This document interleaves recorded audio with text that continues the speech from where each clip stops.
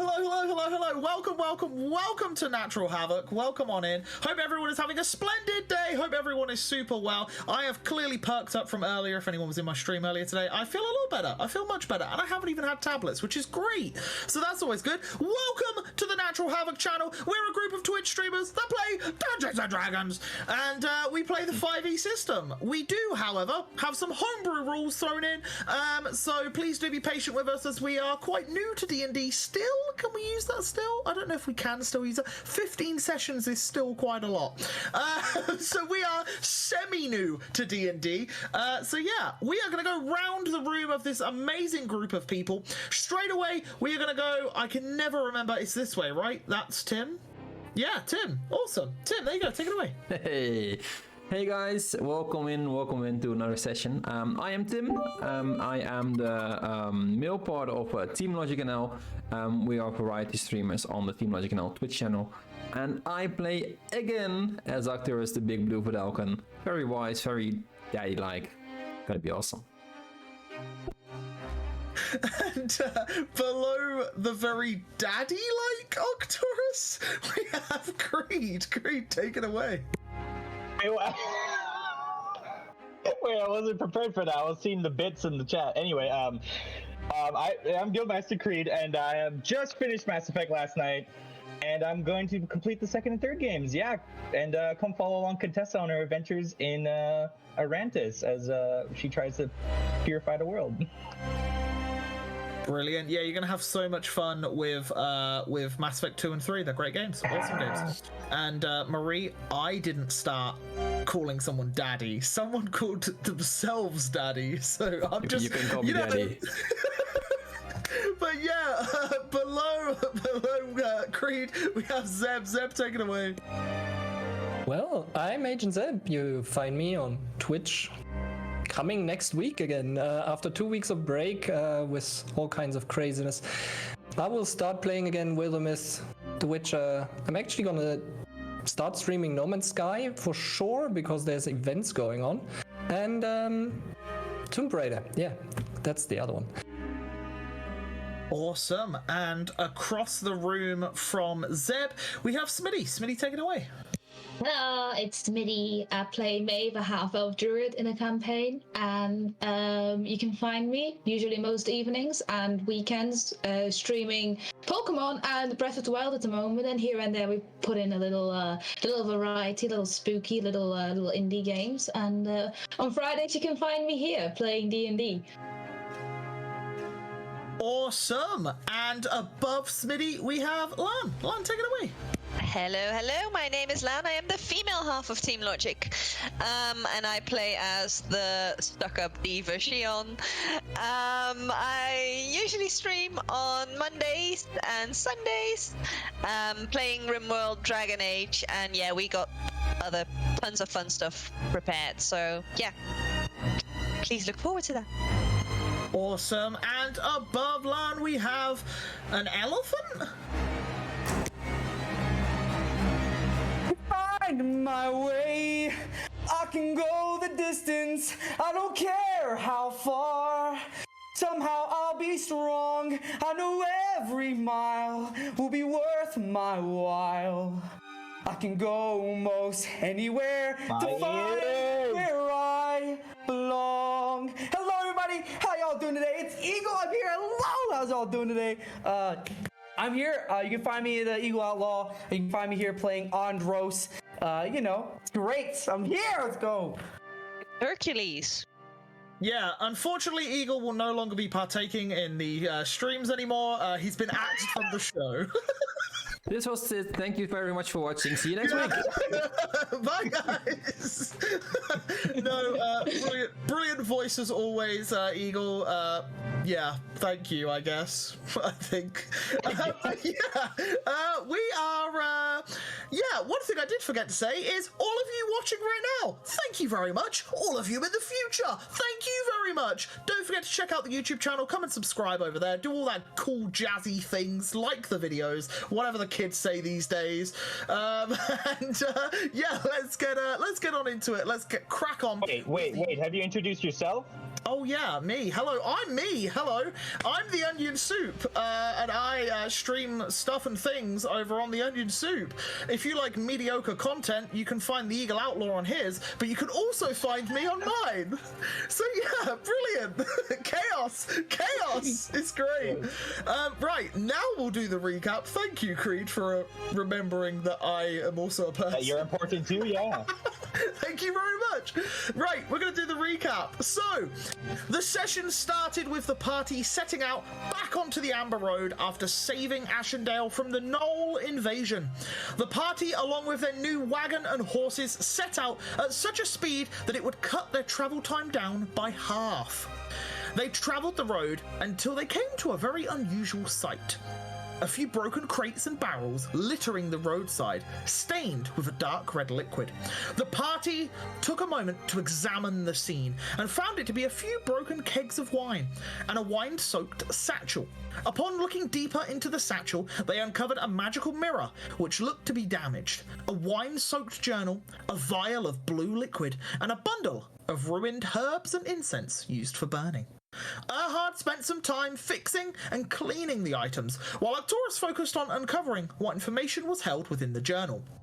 Arcturus had found that a wizard by the name of Rogdul, a half-orc man, previously owned all of these items. The journal itself was written in Orcish, and although Arcturus couldn't read Orcish, he was able to use his magic and keen eye to discern what it said. And he learnt that the man was heading to the Ironwood at the rumours of something mystical happening within the wood. After Erhard fixed the mirror, they could see within it a room, not a reflection, and they checked it every few hours, but nothing changed. However, they could see the clouds and the curtains moving, as if it was a projection of a place somewhere nearby. The party then settled down along the roadside and began setting up camp, while a few people spotted some wolves hunting in the far distance. The party decided to set up some more lights to try and deter them. Then they decided to sit down and discuss how they would enter the city and all manner of things. After a long discussion, Don Ross decided to take a look at the hand mirror once more. To his surprise, he saw an elderly gentleman sat staring back at him. He tried to converse with the gentleman, but for some reason, the gentleman was only able to hear them, and they could not hear him. After some sign language, they realized that he was at the Tri-Spire Tower in Arkenvale and decided to tell him that they would return his things there. They all settled down for the evening, each of them taking a watch and chatting to one another, when Contessa took some time to speak with Galoin to ask what his plans were after reaching Arkenvale. And after a heartfelt conversation, they decided that Galoin should stick with them and look after the wagon and horses along their travels. The party awoke the next day, feeling fresh as a daisy, with plenty of rest and knowing that they only had 6 hours more travel until they arrived at Arkenvale. Eventually, they did so, and they saw the large 30-foot wide gates, 30-foot tall gate, the 30-foot wide and 30-foot tall gates, and 50 to 60-foot tall walls surrounding the city. Yes, that way. I'm sorry. And that, they were then met by the Vermilion Valkyries, a set of elite mages that defended the city, showing their prowess of trying to discover magic from within their wagons, flying on top of it and scanning it with some sort of magical ability. They let them in, and as they travelled the streets, they saw around them flyers and posters for some sort of political vote. 3 different candidates could be seen throughout. Henry Weston, Albert Sigbert, and Corellia Goldstein. Corellia Goldstein. Conversation broke out amongst them as they decided and spoke about the strange political values within this city, and Shion was very confused by all of this, as voting for people in power was just something that she never did. Eventually, after 40 minutes of travelling down the roadway, they arrived at Featherstone's store. Speaking with Yusuf and the co-workers within, they received their pay and they asked for an appraisal of their items that they had brought there. outside of the shop, you saw Donros guarding the wagon. And as he looked around, Ondros. Yes, you're right. God damn, I need to still get used to this. I'm still writing Donros. You see Ondros standing guard outside. He took to his surroundings, seeing all sorts of walks of life, trying to find someone of a similar stature as him, until he saw a Minotaur across the way. And we will cut back to Ondros as you are staring at this very large figure.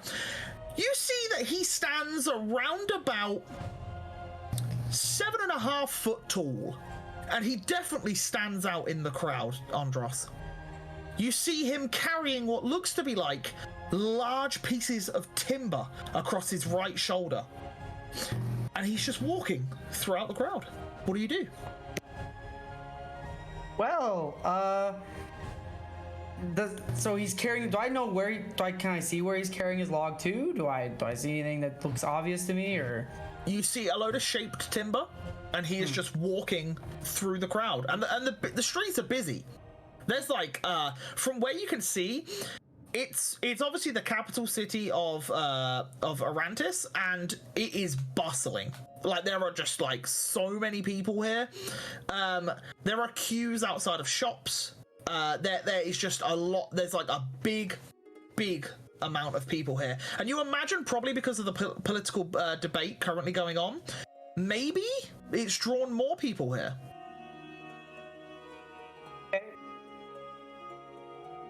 I'm gonna walk towards the big dude. I'm gonna make my way up to him, and I'm gonna try to, maybe ask for some more information about what's going on with this political stuff.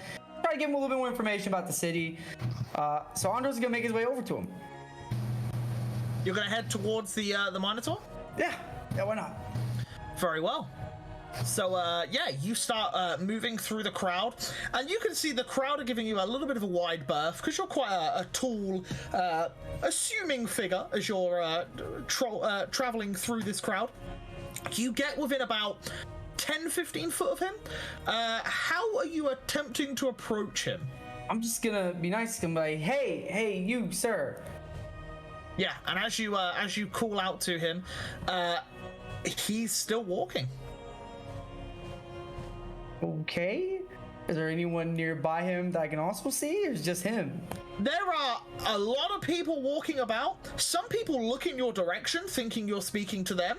Oh, but yeah. he doesn't seem to acknowledge the gesture. He just keeps going about his day. Okay, I'm gonna talk to someone who's looking at me then. But hey, you. Can I ask you some questions? Me? Yeah, you. Well, by all means. Hi. How can I help you? Hello, the name's Don Ross. I come here from. I've never been here before. It's my first time in a big city. It's very scary in a way. Can I ask you like can you tell me a little bit about the city, perhaps? Like maybe some good places, maybe some good shops, maybe some good places to get some information, things like that. Do you have any places you recommend? Well, of course. Bartholomew. Pleasure. Okay. And he extends a hand. Yeah, he extends a hand. And you see he's a half-elf. He's a half-elven man. He's around about 5'10". He's got like shaggy sort of like brown hair, like a light brown, green eyes, and he's quite fair of skin, and you can see he's got a little pencil mustache as well. And he like looks up at you and he's just like, you wish for information? Yes, information, yeah. I'm gonna take out 2 gold coins. I'm gonna, just kind of hand over to him. Like, look, I just need some information. I'm a traveler, just trying to get some information about the city. Maybe make a new friend around here. Someone I can, maybe help out or help me out and find my way around. I'm gonna give him the 2 gold coins. Yeah. Bartholomew Elder Blossom at your service. How may I help you? And yeah, he takes the 2 coin and he tucks them into his pocket. Yeah. What is it you're looking for? can you tell me a little about the towers, the three towers over there, the big long The towers? Tri-Spires? The Tri-Spires, yeah, that. Can you tell me a little about the Tri-Spires? Yes, the Tri-Spires are almost a mage academy, you see. Anyone with an inkling of magic usually goes there from this place. But basically, it's a school for witches and wizards, per se. And you go there to learn about how to craft and weave the magic. I, unfortunately, never enlisted myself, but I know a few folks that have. They speak very highly of the masters there. And yes, they do all sorts of magic. But the headmasters of each of the towers and headmistresses, they defend the city and do deeds for the city and have their own elite units. I'm sure you've seen that on your arrival to the gates. So, this political campaign, I've noticed it has something to do with the Fortis, right? Is there anything like what? Some of them are... Well, the political campaign here is for the spokesman, the voice of Arkenvale, they call it. It's rather extravagant, really, but they basically become the spokesperson for the council. They are able to weigh in their ideas and make a change and a movement within the city. It's quite fabulous, really. It's always great, and usually the person that gets voted in stays for many years, so many people like to come here and celebrate. It's quite an extraordinary affair. You've come on a great time. Right. Sadly, I don't think that's necessarily why I'm here, but I'd like to see how this planned out. Can you tell me what any of these guys have to do with maybe what's going on? I don't know. It just seems like from one of the posters, it sounds like it might have something to do where I'm from. Oh, right. Well, where are you from? Fortis. You're from Fortis? Oh, well, you made the right move to escape that hovel. It's much better over here, with the Imperium stomping through the lands and taking over the places they will. Well, are you from the Imperium? No. Right. I'm from Fortis. My group of my family, like my tribe, are from there. What do you mean? What have you heard about what's going on over there? Like what is actually going on? Well, you've heard of the Imperium's March, no? Yeah, no, I know about the Imperium. Trust me, I know, dealt with them quite a bit already. I want to know more about, like, the people in Fortis, like the actual people, not the Imperium. Right. Yes, yeah. Well, and he kind of, like, looks at you now and he's trying to gauge whether you're from the south or the north to see which one not to insult. I'm from the... Onras would know this, right? He's from the south, right? The south, yes. The south, yeah. I'm from the south. Right. Well, the Kuvakians, as barbaric as they are, they like to spread the rumors, and they send their troops over to Fortis. You see, I've spoke to a few Kuvakians for Fjellheim. They are fighting back the Imperium, but the Imperium are no match. They will be overrun soon. They're trying to take the northern reaches and the Spire. That's which they wish to take. In the south, as far as I've heard, they've overtaken, I would say, 50% of the deserts the Imperium have, but unfortunately they're unable to push any further. Do you know why? Maybe, have you heard of, like, any, maybe a Loxodon, tribe fighting back, anything like that? Anything cool, or... That's what you are. You're a Loxodon. I know. I've heard of your kind before. Right. Yeah, I'm a Loxodon. Yeah, I just want to know about them. Do you have any information about them? Do you know where I can get that information? Well, I'm sure if you, I don't know, maybe speak to a supporter of that Henry Weston fellow. He seems to be all about rallying the troop against the Imperium. I say just leave them to their devices. It'll be fine. Right. Do you know where this group can be at, where I can actually speak to them, get maybe information about going on over there? I would like to know. It's my family's over there. I definitely like to know what's going on with them. Yeah. Yes. Well, if you amass enough coin, I'm sure you could get a boat and bring them all over here. It's great here. We love it. Right. I don't know about that. How big's your family? Maybe a big boat. Definitely a big boat. Definitely a big boat. You're gonna need a really big one for that. Right. Well, maybe an ironwood ship. Best in the business, I've heard. Sure. I know. I just want to know what's happening. If they're okay. I am unfortunately just an archery teacher, and I can't really tell you more than that. I work here in the city. Teacher? Yes, best of my kind. An archery team. That's cool. Oh, I do a little bit of archery myself. I actually. All right. Yeah. Maybe we can meet sometime, and you can maybe give me a little bit more pointers and maybe teach me a little bit more about archery or whatnot. Maybe I have a stall on the marketplace where I sell some bows and arrows and such, as well as obviously commission for private tutoring. Cool. Can you? What's your store called again? Well, I'm Bartholomew Elderblossom. You'll see me. You'll see. Bartholomew Elder. I own a market stall. Yeah, if you pass by, I'm sure I'll see you even. I'll Yeah, I mean, make sure to definitely call me over. Thank you Yes. for the information. I appreciate it. That's okay. Well, good chap. Don Ross, was it? Yes, Don Ross. Yes. Brilliant. Well, it was a pleasure to meet you. Thank you for the coin. The wife will be very happy. I hope your wife stays happy. Thank you. Thank you. Well, good tidings and good luck with that boat for your family. As he turns around and blends into the crowd. Thank you. And as you look up and look around, the Minotaur is gone. Great. Completely out of sight. He's just gonna go back to the store.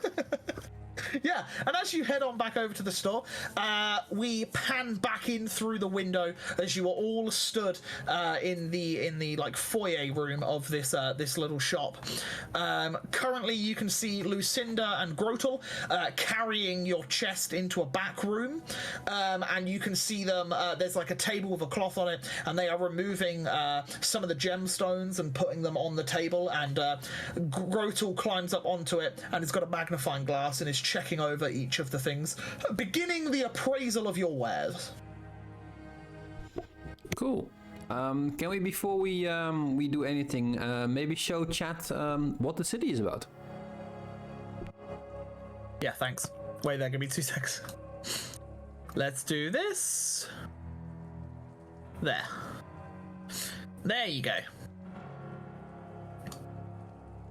Brilliant.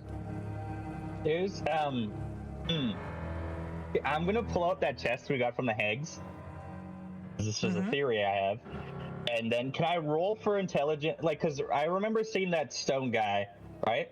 In one of the things. Can I roll for intelligence to kind of remember maybe if I determine what race he was back then? The stone head? Yeah. Sure. Like, Roll an intelligence check. a second.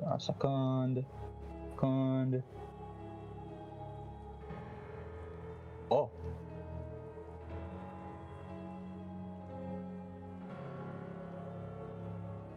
Oh. There you go, it's come through. Yeah, with a 19, you remember he was human. Okay. Not. Okay. Not Never mind. half-orc.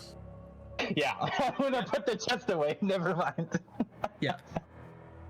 Oh. You know what? With a 19, as you're thinking about that, you do remember meeting a half-orc gentleman along the road.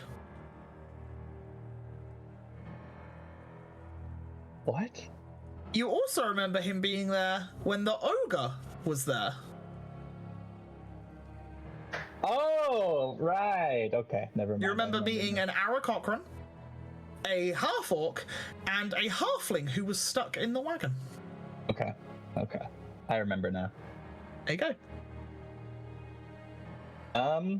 So yeah, just waiting on them to praise now, right? Yeah, you're all stood in the main foyer with Yusuf, and Yusuf will say, the appraisal will take some time. If you wish to come back in the morning or this evening, I'm sure we'll have a price for you. Sounds good. Yes. What do you suggest we do? Well, I not don't know me. about you guys, but I'm kind of hungry. We can go for a feast, right? I was going to suggest maybe going to the Oaken Stag and dropping your things off in your rooms. Yes. And That then would we be a could good head- start, and then venture the city as you please from there. Okay. We did get paid already, right? You 300 did gold. receive your 300 gold, yes. Should we split that up now? Wait, we gotta wait for Andros. Without Andros. Oh, we gotta wait. Well, where is he? He took off as like. No, he waited outside, you say. Oh, like, did we see him? Like, did we see him? He said he's gonna wait outside, I think. If you're looking outside, you can see him walking back. Ah, okay. Yeah. I would just like to say that this whole time we've been in the shop, from entering last time into now, Maeve hasn't said a word and hasn't stood in the conversation. She's just stood at the back of the store, visibly uncomfortable. Because I didn't get to say it last time, so I'm saying it now. So you guys are aware. You could go. Yes, Maeve, darling, is anything the matter? I got a feel awkward now because I just said it like that. No. If you do require any further aid, you did save my nephew's life. I will try and assist you in any way I can. I feel like I owe you. Do you have a pass like Felix did, kind of in his city? Oh, unfortunately, we are just a twinkle in this city. We're just a small sparkle. We're nothing too. We're not in power. Whereas in Karas, of course, Felix was to be one of the merchant lords, so he had some sway in what he could pull. Here, unfortunately, not. Yusuf, you don't happen to have any leftover, like, I don't know, artifacts or items from your travels, like, in your possession, or would know anyone that might have, like, I don't know, I'm looking for maybe a better staff than what I'm currently carrying, because it's very basic, and yeah. Staff-wise, no, the only thing I keep is this, and he taps the sheath of the sword, and he just taps that. He says, I sold all of my other belongings when I quit being an adventurer, and live upon the wealth that I earned then. Mr. Erhard, unless you want to use a twig as a staff, maybe we should check out Tri-Spire for that and not this place. It will be pricey. The Tri-Spire... You did just get reward. Yes, the Tri-Spire do give items to those that study amongst them, but to outsiders they may not be as forthcoming. You could always enroll. Something we might do. Who knows? As long as you have magical gifts. That does sound interesting. Sure. Sorry, Yusuf, do you know Vargnash? Vargnash, isn't he one of the headmasters? I believe so, yes. He is in the Tri-Spire. Yes, I not personally, no. I have heard of him. I've heard of the wonderful work he does and how he protects this city. Okay.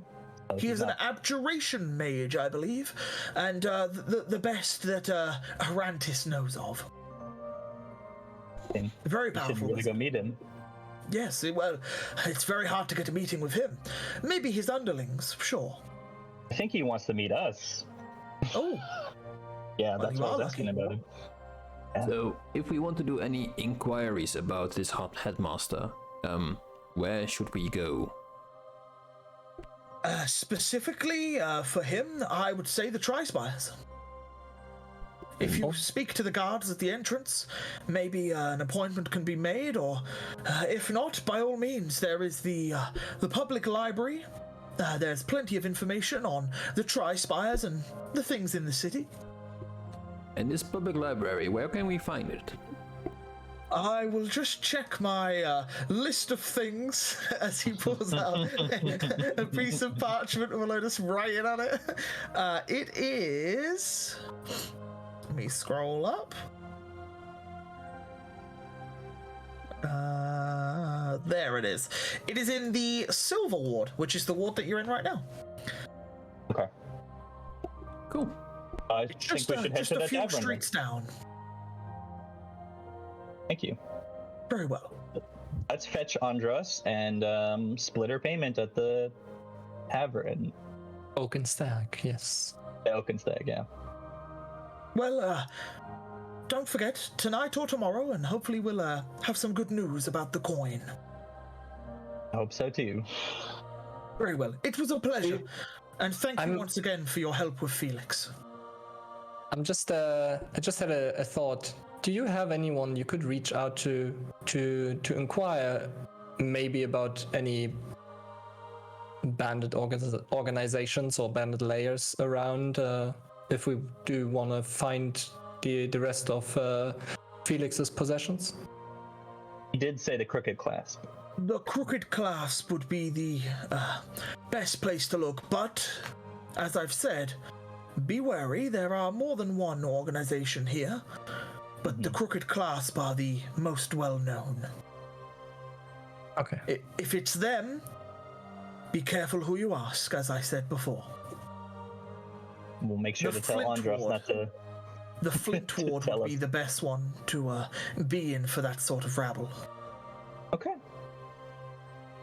Good to know. Well, you know where to find me if you need anything else. It was a pleasure, and thank you once again for saving Felix's life. Welcome. The pleasure is ours, good man. He gives a very not a bow, but like a deep nod as he turns back into the back room and seems to be talking to Grotel and Lucinda. So are we adding all the 50 coin to our shit? Oh, we should meet Andros. Well, first. I think we should head on over to the Oaken Stag, find our rooms, and then we can split up the money there. Yep, sure. Why is everything in this continent made of oaken? The oaken keg, the oaken stag. Oh my god. It's wood. Do you not have? Do you not? It's wood. Wood keeps us alive out here. Do you not have wood out in Quirin? Yes, naturally. Palm trees, cacti. None of these things. So what are your houses made out of?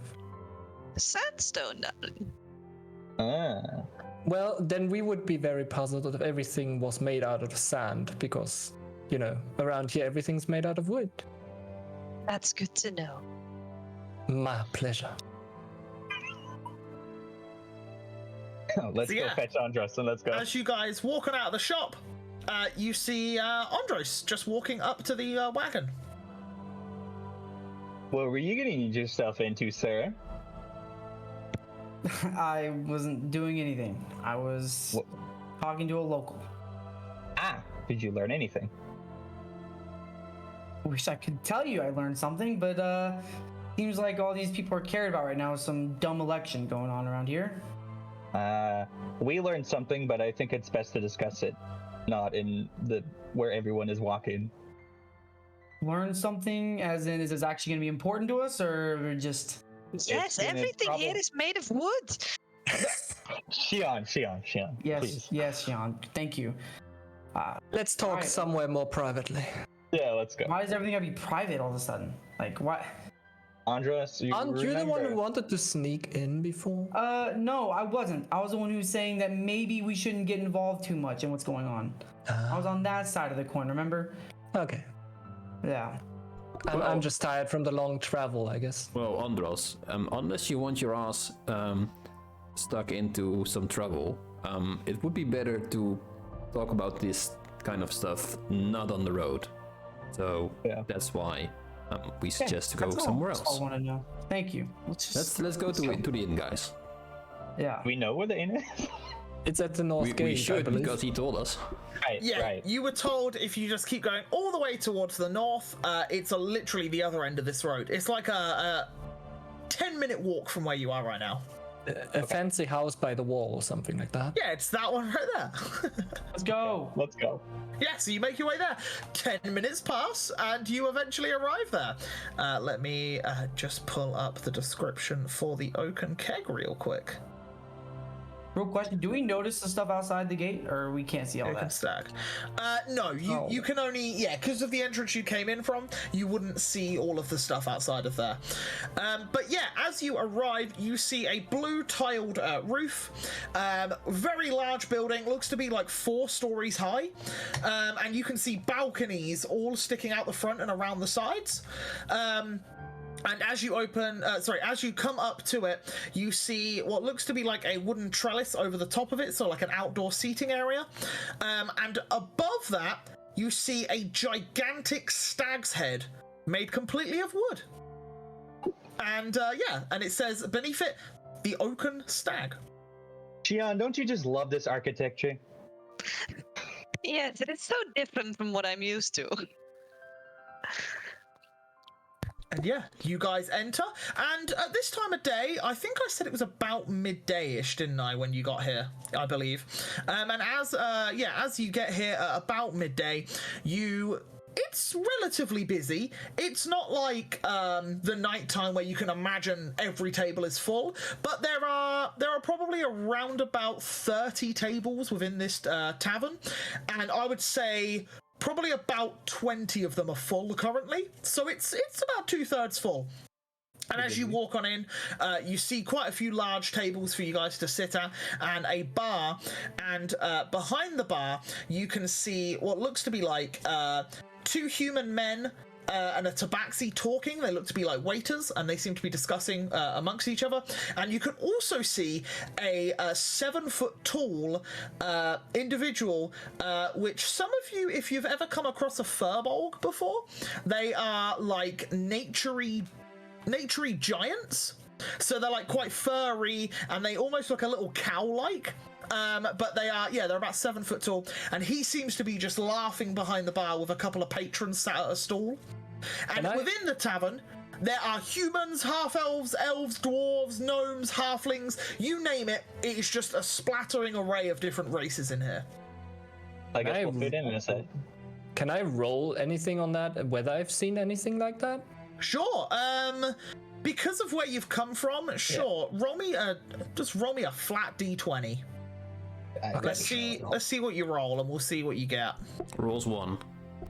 Yeah, you have come across a couple of furbolgs in your time. They are quite gentle folk. They're like gentle giants, but you do know that they can have quite a temper on them if you do antagonize them too far. And because of their giant blood within them, they can be quite like rough and ready. How do you spell that, just for my own? Firbolg. Okay. Yeah, and that's furbolg. Cool. Is there a stage? There is. Yeah, there is a stage. Good to know. Mind the apples, please. I'm just information gathering. I'm just saying. I see what you did there. I'm not accusing you. I'm just saying about apples. Andros is laughing at that. Andros likes that a lot. This was even just Tim against Seb. It was not even Arcturus. Oh. Okay. Either way. Andros is gonna go directly to the bar. He's gonna take a seat. He's just gonna try to not be too much noticed. He's gonna try to kind of just he can't really blend in that well because he's a 7'8" elephant man, but he's just gonna try to lay a little bit low. He's gonna just kind of sit there. Yeah, and as you sit down at the bar, and the rest of you are taking in your surroundings, you see the furbolg.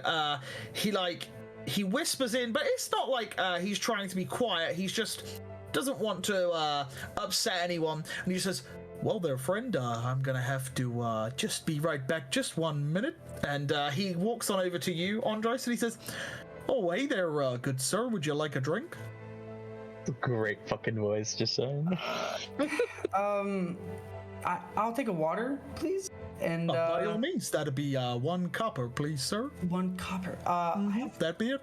Can you exchange this gold, perhaps, or anything? Oh my, yes. Well, of course. Yeah, give us it here, pal. Oh, I'll hand him 1 piece of gold. Yeah, he takes the gold and he pulls out 9 silver and he slides it over, and then 9 copper and he slides it over to you. Oh, there 9 silver and copper? Mm-hmm. Cool. Yeah, and he slides it over to you. And then I'll just give me one minute. Give me a jiffy. I'll be back. Of course, thank you. And he walks on over to what looks to be like their version of a sink for some tap water. Can I approach the bar and like talk to the barkeepers there to find the waiters? Yes. Yeah. So you walk on over towards the waiters, and you can see that they clock you before you get there, and they all seem to be like pretending to try and do something to look busy. So like one of them starts stacking some plates, another one like starts grabbing a few cups and like looks busy and walks out the back, and then the tabaxi woman is there, who is just looking around frantically, and as she goes to grab a cloth, you get there and she goes, "Ah, yes, how may I help you?" Well, we've been in the employment of the Featherstone business, and we've been told there's been rooms booked for us here. Right, and it's under the Featherstone name, I assume? Yeah, Yusuf Featherstone, the jewelry Yusuf, shop. Yes. Let me find the book for you. And yeah, she walks out of the back, and you can see her flicking through some pages, through this big ledger, and eventually, after a few moments, she finds the Yusuf name, and then you see her grab 6 keys. Wait, 4, 6 keys. And then 7 keys, and then she walks out and she places the 7 keys on the table. I believe these are all for you. Sure. And I just grabbed the keys, and by any chance, are you looking for performers usually? Well, what we usually have is bards come and go, and if the stage is free, by all means you can perform. We do not, unfortunately, pay anyone, but it's you can play for tips. Many of the customers pay good money for tips if you play well. Surely. Then I will come back sometime, but for now, we'll go back to my friends. Very well. Thanks for your help. All of your rooms are on the 4th floor. All right. How are the accommodations on the 4th floor in general? Because we have someone who's a bit picky. These are our suites. They have been booked out for the 7 of you. There's only 10 rooms up there, so you have pretty much the whole floor to yourself. I'm gonna butt in and be like, that sounds like the perfect kind of privacy. what's the most woodiest room on the 4th floor? A woodiest? Yes. Well, Are they all all of the the same? furniture is made of oak. Okay. Most With like have oaken rugs. decorations that are very elaborate. Well, of course. Yes. All of them. Are they all the like same? 4-post beds made of oak. You have double wardrobes of oak, dressing table oak. The chairs are oak. You have the balcony is all made from oak. There's a seat out on the balcony made of oak. But there is furnishings as well, like cushions, throws, rugs, as well as candles and all manner of things. And on the 4-poster beds, we do have silks and such. It's rather nuts. Do you happen to have any, like, I don't know, statues, ornaments that you can bring up to one of the rooms? And we just have one of our friends who's, like, very interested in artwork and anything you can make out of wood. Sure, we could find something. We would make it worth your while. Right. Very well. Does Andros hear all this? Is he hearing what this You're conversation? at the bar, so yeah, they're not being quiet. Andros is like, he's gonna put his like head in his hand, and he's just gonna kind of look at apples and just go, you know, there's stores out there, right? Like we can go shopping for this stuff. It's not for me. It's not. I know it's not for who him. you're getting it for. I know what's going on here, but there's literally shops out there. Let's just. I thought you said you had to talk. We had stuff to discuss. Why are we trying to waste this time? Like let's go. Okay, well let's go. Just Let's having go some discuss fun this. for later. Just take it easy. I'll leave you guys to it. And Thank you. she just pretends to start cleaning a surface nearby. By the way, where are you from? I've asked Me? the tabaxi. Yeah. Where are you from? I am from the south. The south, as in like, of Veritas. Yes. Where exactly in Veritas? Nothing. Why do you ask? I'm a traveler. I've been traveling quite a bit. I'm from Fortis. I'm from Fortis actually. I just want to trying to meet people. I mean, has Andro seen these type of people before? Where he's from, since he's kind of from that. I would say, yeah, there's quite a lot of animalistic races that live in the south of Fortis, so tabaxis aren't uncommon. You've definitely seen them before. I've seen quite a few of your kind in Fortis, actually. Like they, Right. I used to, yeah. I'm just wondering. Well, there's plenty of us here. But no, have you seen any Loxodons around here? Is there any bee around here? Or? Yes, I believe there is. Where? I only know of the one. He runs the establishment of the Brambled Boar. Where's that? Okay, what's his name? I'm unsure of his name. Most people call him White Tusk. Where's this? Where's the board? The Brambled Boar is in the Flint Ward. It's rather a dive, a bit of a ruckus sort of tavern. Okay. But White Tusk doesn't deal with the fist fights and stuff. He just throws them out rather quickly. Quite strong. Right, that's Kind of like Andros here, as I kind of just gestured in. Sure. Yes. Question to you. You know maybe how he got that nickname, the White Tusk? His tusks are very white. I just facepalm at that question. Thank you. Thank you. I Not appreciate many have tusks in these parts. I would know. I would know the answer to that. Right. I really must get on with this, these plates. And she just grabs some plates and starts walking out the back. As we turn around, I would just like put like my elbow out to Contessa and just be like, I liked what you did there. Let's go up before we anger And him. as you three are doing that, what is Arcturus, Shion, and Maeve doing as you walked into the tavern? I guess I'm just looking around. Like, yeah, well, I guess this will have to do. Admiring the oak, Shion. Absolutely, darling. I've never seen anything so fascinating in my entire life. I turned to Maeve, and I'm just wanting to ask, if you have been silent for quite some times now, are you all right? Yeah, I don't know.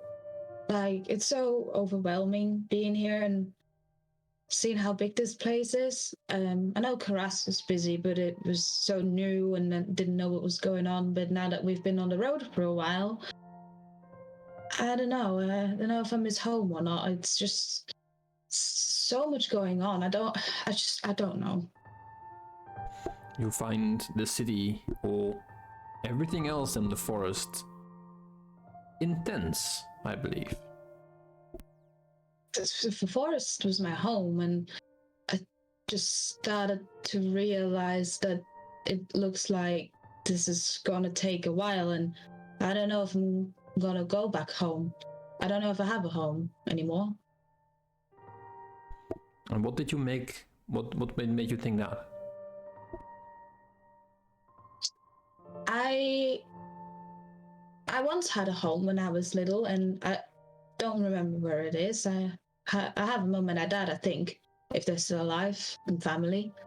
But I don't know how to get there. So the forest became my home, but the aunties told me last time I saw her, who's also the person who got me on this mission in the first place, that all around the world there's corrupted places that I have to go and fight and fix. And I mean, I've started to realize how big the world is, I guess, and started to realize that I don't think I'll be going home to the forest anytime soon. I think this is me now, and it's kind of scary. I was about to say, if that's the job, then that's a hell of a job. Yeah, now that I got to look at a map a few times and realized how little of what we traveled, it made me realize how much I have left to do. Yeah, the world can be a scary and big place sometimes, but as long as you remember that you are amongst friends, we got your back. You'll be fine. You got this. I hope so. I hope you guys don't disappear like my parents did. Do you remember my pendant I am wearing? And when I've been telling you guys about it. I remember you disappearing into it when you were drinking. Fair enough. The pendant is actually see as it of my personal quarters. I can go inside and go outside at will, and it's a pretty awesome room. If you ever feel the need to withdraw and take some time on your own, feel free. Just ask me, and I will make it happen. Is that like your home? It's not like my home. It's my home is different, bigger, more chaotic. Like what I've seen about this city, my home is like 10 times as big and 10 times as chaotic. So I'm used to this. I can deal with this. That sounds really scary. I'm not gonna. If it's 10 times bigger than this, that's really scary. Do you not? Can you go home? Do you not want to go home? I want to go home, but then on the other side, maybe I came here with a reason. And, well, I'm a curious person. I like to figure things out. And if I'm here with a reason, then let's find out. And of course, I'm gonna try to inquire some information about making portals and such. Might go home. We might end up on the 9th plane of hell. Hey, we have somebody we can deal with, so we'll figure something out. At least we have. It's nice to be with people that are all away from home. That's good. It's like Shion always talks about going home as well, and I'm like, I want to be able to say that too. Like Don Ross knows where he's from. Like, Tessa knows where she's from. Me and Ed are kind of the same though. That is true. But like I said before, I don't think home is necessarily a thing where you need to go back to. Sometimes it's good to go towards the future and to grow as a person. And sometimes home is not the place to do that. Okay. You guys are kind of like my home now. That's so good to hear. We like having you in our midst. And whenever we can do to make you more comfortable, we'll be there for you, as we are for each other. Even for Shion, when she has... Yeah. You know what I mean. As long as we keep a good supply of cheese, then we'll be fine. Cheese is life, Maeve. Cheese is life. Yeah. Shall we head to our rooms? Yeah, and at that, I would say you all start to gather, and Andros, just as you go to get up to join the group, the furbolg comes over and he's like, "Hey, here you go." Am I gonna take this to my room, or are you gonna have an issue with that? Go right ahead. Cool. Andro's actually just thinking about it. He just chugs it anyway, chugs all the water, and then places it down. Oh, my, And he's thirsty. like, oh, yeah. It's been a long road here. Thank you. I appreciate the water. Where did you come from? Depends exactly where you want to know where I come from.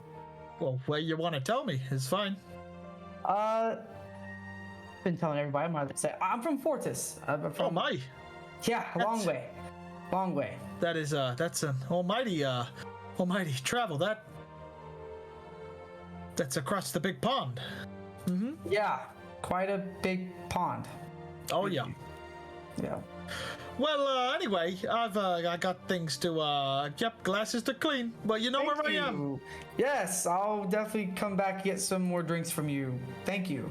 Sure, no problem. Take care, buddy. You too. Thank you. See ya. See ya.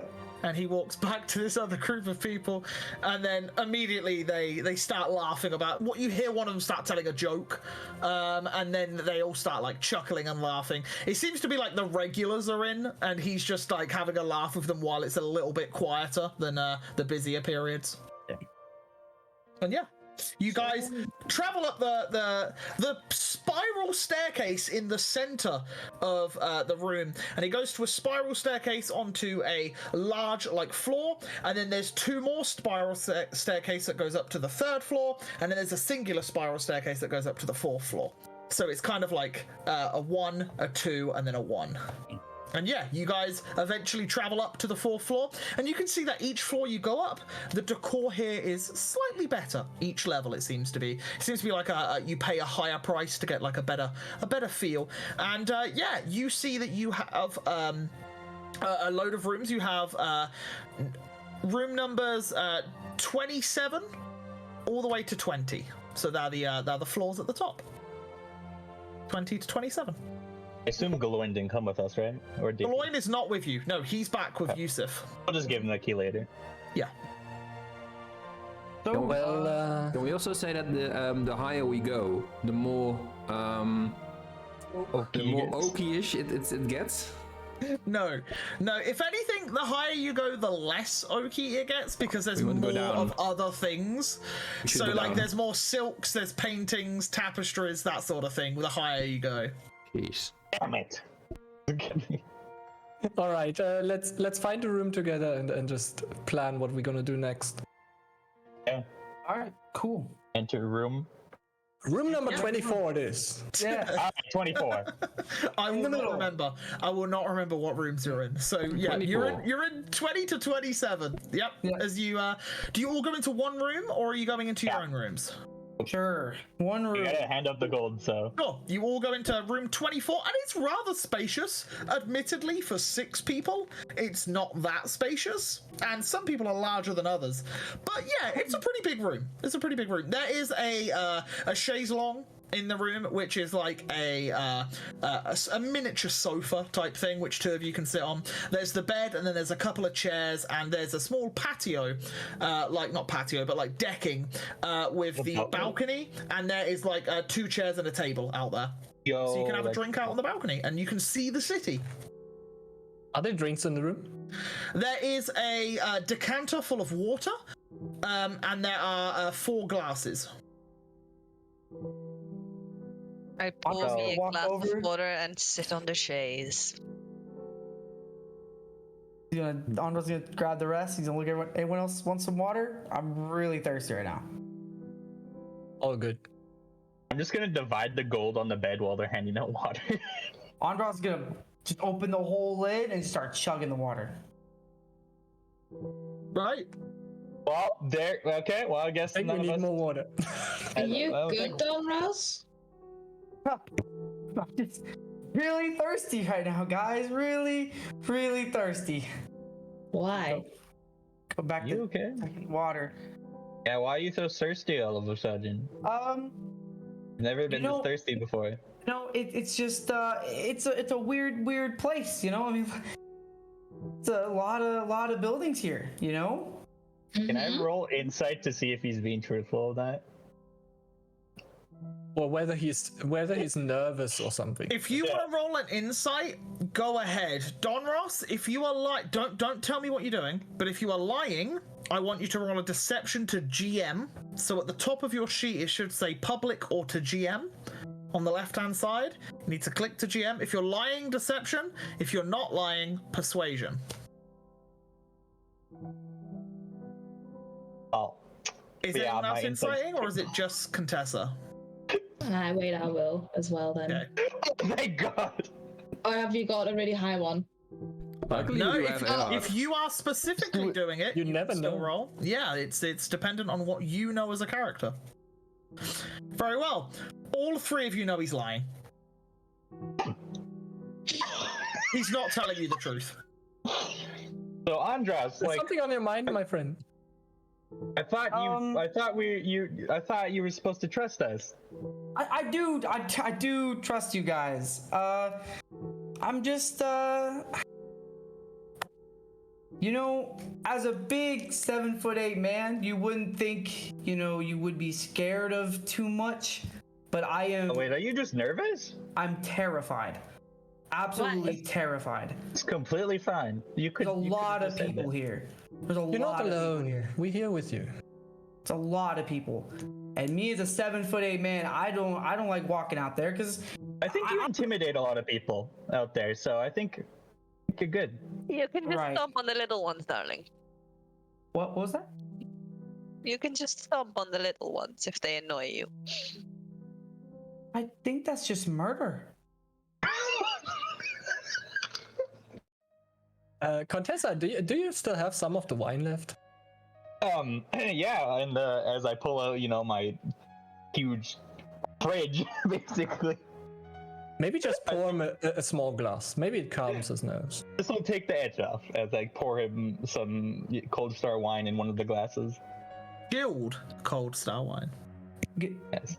Cold Star wine? Oh, darling, you had wine? Why am I drinking this I- filthy water? Andros is gonna chug the Cameras chug are the frozen. wine. Yeah, the cameras are frozen. What? And Andros is gonna go On screen? yeah.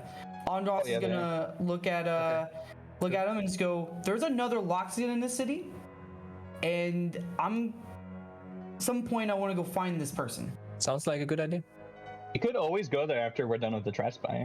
I'm gonna stick with you guys for a bit because again my loyalty is to what's going on here with the party, but I want to make sure this guy isn't possibly, maybe he's from Fortis because I know there's been a lot going on there. Maybe he's traveled here maybe to get away from everything. I don't know, but He might also hold some special information. Like, Maybe, yeah. We'll might be tag trusting along. of you, too. We'll tag along. I don't want to leave you guys just yet. I don't want to at least break away from the party yet. I want to stay. We'll go. We'll go there after we're done with Vargnash. Yeah. Oh yes. That also It sounds like a good place to check out. What's his name?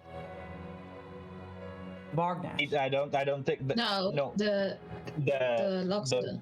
barkeep He's didn't just know. known as the White Tusk. The waiter didn't know. Yeah. Did you know anyone that was had white tusks? Can I roll to see if I remember anyone from my village with the name of White Tusk? Sure. Would that be an You insight? could certainly try. Roll a history check.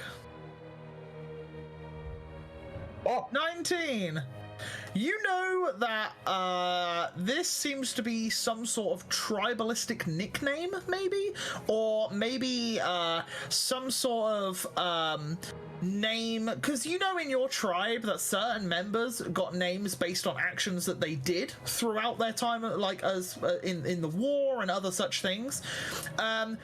It's unusual because it's probably more of a nickname given to him by people that aren't from his like tribe, just because it's more of a description as opposed to what they did. Normally it's like an achievement within your tribes, like if for some reason one of your tribe member killed like a horde of gnolls or something, they'd get the nickname of something like Horde Breaker, like because they broke the horde like during the time in war.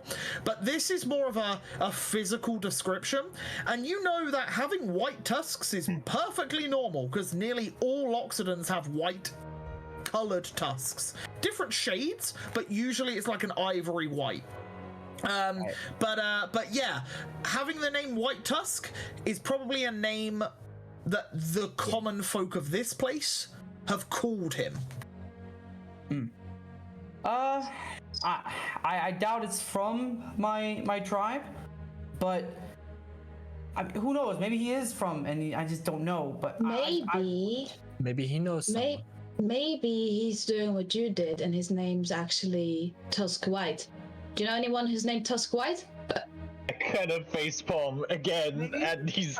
Maybe I wish someone did, but I don't think he did that. I really don't think he did that. I don't think there was anyone in my tribe named Tusk White, but I will keep that in mind. Are there many I'll Loxodon suggest it tribes? to him. There's there's a few. didn't really see much of the other tribes. I mean, I only know of mine. Mine was kind of, we had our own town. So, we were kind of a big fan. It was a big group of, my tribe. We were, very good friends with elves. We were very good friends with a lot of different races of kinds. And my leader, whose name was Veritas. He was very big on branching out. Him and the council of my tribe, they were very big on branching out, talking to other different tribes, and making new friends. So I mean, You would know that there was more than one Loxodon tribe in the south. Yeah, just so you know. Yeah. I'm going, as Contessa. we're discussing this, I'm gonna take my share of gold off the bed that I divided out for each of us. I will also grab How one. much is it each? 50. Okay. Yeah. I'll do the same because I love shiny. Yeah, it's 50. Ponder also takes Yeah, it okay. as well. But Yeah, I'll take mine. so yeah, I don't think he's a part of it, but he might know. He might be from one of the other tribes, and maybe he has some information. I just want to know.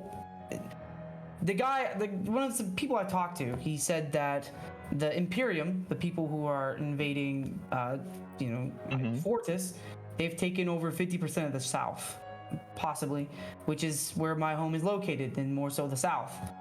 So, Do I know the topography of Fortis? I would say not. The history books of like your family and the stuff that the education that you have, you know of the continents, but knowing what's on the continents isn't so widely known in Veritas. It's only really in the capital cities that maybe they'd know a little bit more. But you come from more of a large town as opposed to a city. Yeah. Would I know? Yes, I would say you know a little bit. I think I've already told you a bit about Fortis itself and the Imperium. Yeah. You would know that obviously to the south in the deserts there are lots of different tribes that once unified together hundreds of years ago as one big source, but fights often broke out, and in the end it started to split and cracks all over the south, where the tribes then become independent. Kind of like what Quirin has done with the rest of Veritas, where they became their own independents as well. And then since then, you know that the Imperium have been slowly pushing further and further south, taking more territory and taking more control. But other than that, yeah, I imagine Shion was more interested in her own thing and the stuff around her, as opposed to those foreigners over the seas. So Oh, yeah. Yes. Oh yeah. Yeah. So yeah. All right. Shall we head out head out Does it- where? to the Tri-Spire Tri-Spire. Yeah, we can Tri-Spire. to meet with the Bergnash, yeah. wizard guy? Who has the satchel again? Was it me? Or I think you have it. Yeah, I think I gave it back to you. Yeah, you have it. yeah. Okay. I'll hold on to it, and I'll hand this over to Vargnash. You can tell him that guy is safe too, because I did earlier remembered that we passed a guy that was in the description of the journal with with that ogre that liked the giant that liked the music. So he's okay. Good. Yeah. Okay, that's fine. That's totally good. Does anyone else want to do anything before we go there? No, maybe on the way. You leave the establishment. Where are you headed? To the spires. We to the Tri-Spires. Big world opening now. Okay, yeah. So, you guys leave the establishment, and you can see the Tri-Spires from where you are, because you can see the peaks hitting the clouds. Literally, the peaks of the tower Wait, really? just touch. Yeah, the towers are that tall. They're hundreds of feet tall, and you can see them just peaking, just touching the cloud tips. And yeah, as you guys leave the establishment, you see every now and then a figure, a man-cloaked figure, fly over the city and land over into the Tri-Spires. And yeah, I would say at this point you definitely realise it's one of the Vermilion Valkyries that seem to fly over towards the Tri-Spires. And I have Olaf just kind of fly ahead of us, just checking the vicinity, and maybe there's any crowds, anything that sticks out, but just for the glance, like nothing specific. You're traveling through the Silver Ward. The Silver Ward, Contessa would know, is it's between the upper class and the working class, so it's the middle class, but it's a little bit posher, it's a little bit cleaner, and you can see that the fashion of the people here has definitely increased from the Flint Ward, which you passed earlier, and it seems to be more like people working their way up to some sort of nobility, but they're not quite there yet. And yeah, there's lots of shops in the Silver Ward. It's primarily shops, but there are quite a lot of people getting there in life. They're making their way up the social rankings. Richer than most, yeah. Yeah, richer than most, richer than the more commoners of the city. And yeah, you pass through. There are quite a few shops in the Silver Ward. I will name a few as you pass it by. So you would actually see. You would go past a florist called Petal Boats, which is full of flower arrangements and all sorts of things, and you can see that there are oak boats with flower arrangements in them, as well as some metal ones and some other such various pottery and that sort of thing.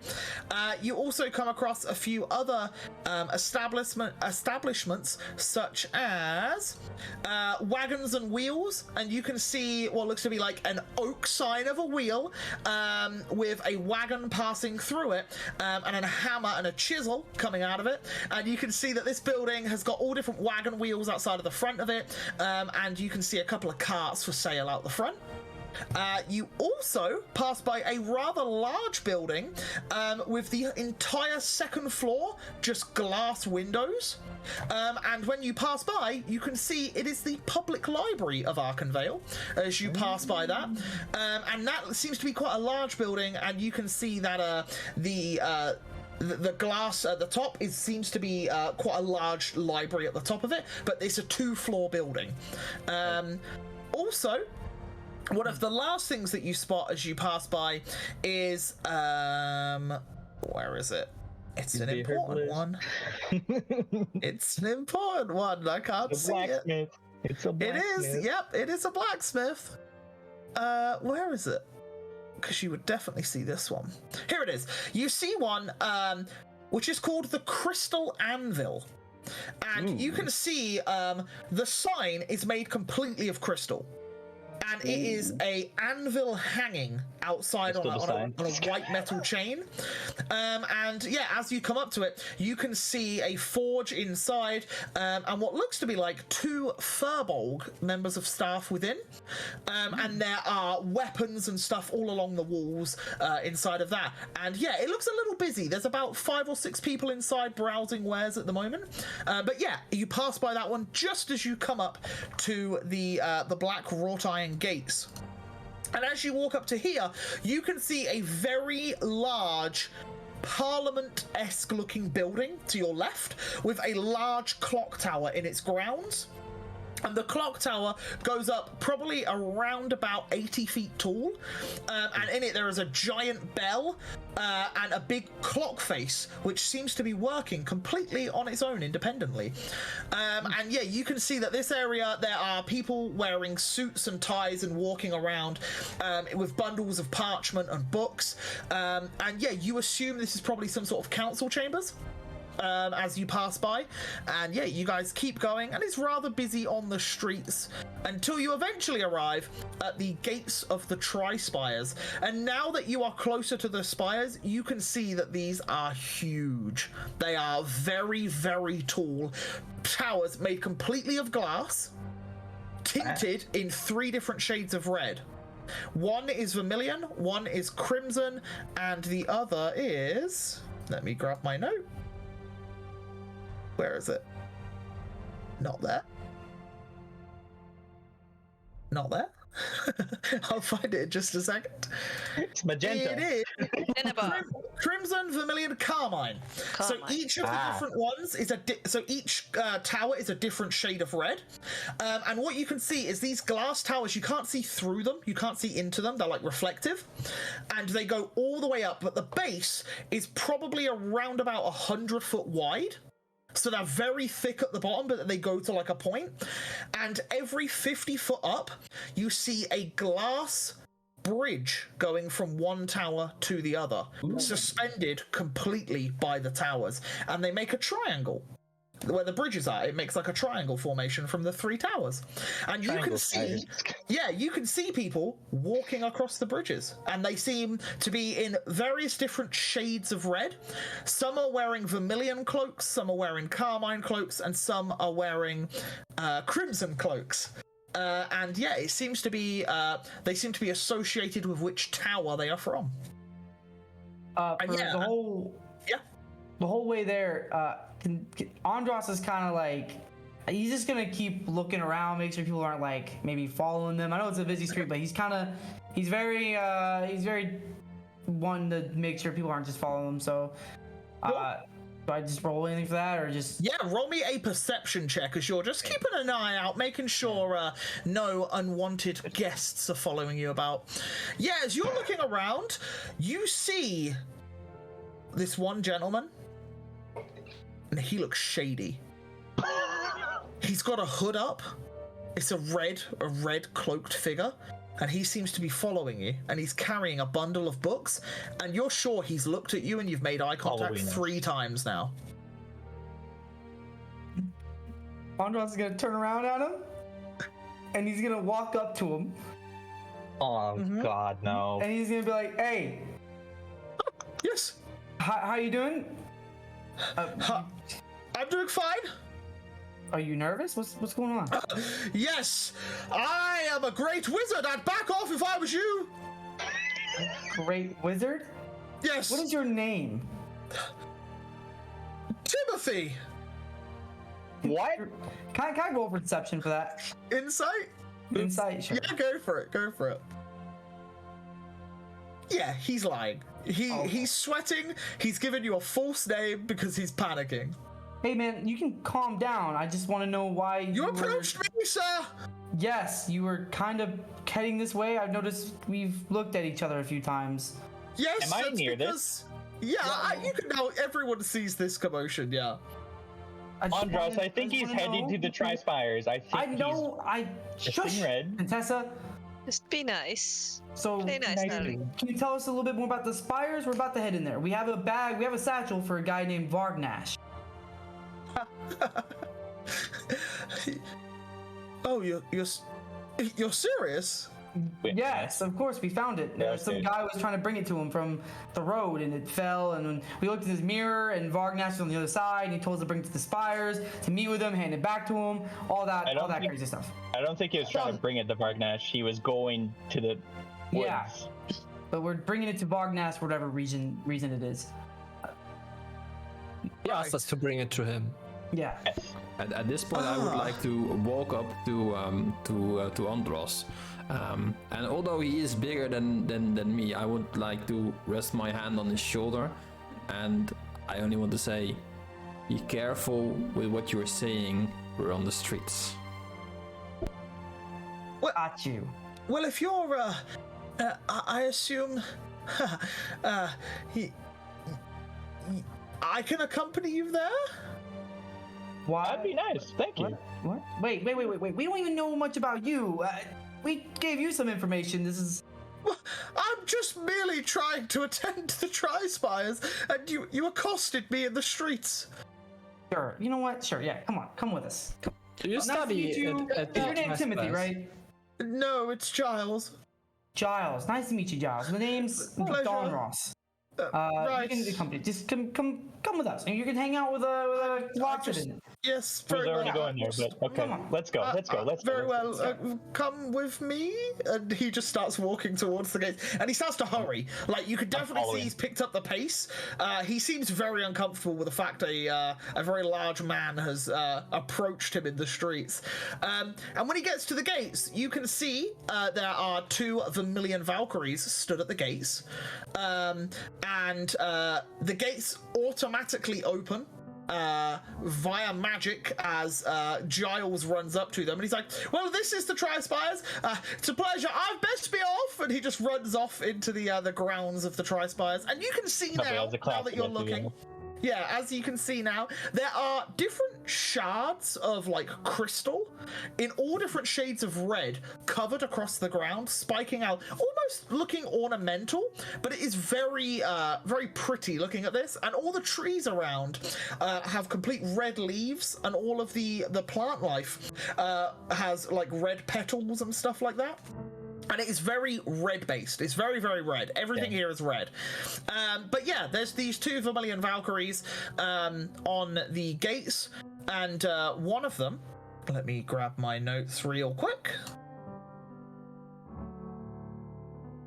I think it's down here. Yeah, sorry. I've changed the way I do my notes now, and it's all in different places, so I'm having to try and find it. Yeah, you see one of the Vermilion Valkyries stood there, and he looks over to you all, traveling with Giles, as Giles runs in. He's like, hello there. May I help any of you? We're here to see Vargnash. He's invited us. Have you made an appointment? I'm gonna hold up the satchel, and I'm like, I've come to deliver this to that person.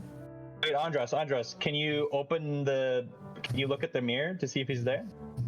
Sure. Andros can open the satchel, bring out the mirror, and he's gonna look into it. Yeah, and you just see, you see the room. I'm gonna turn that to the person and be like, see that room?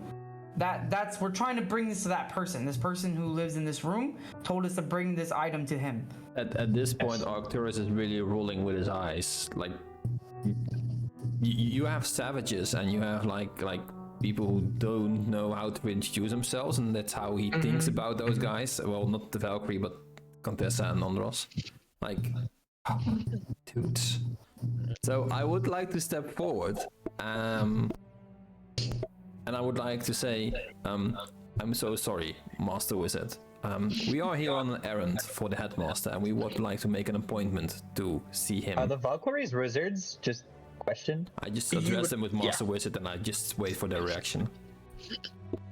Well, that's not a problem. Does he know of your arrival? He would not know. He asked us to come, but he would not know that we are in the city right now.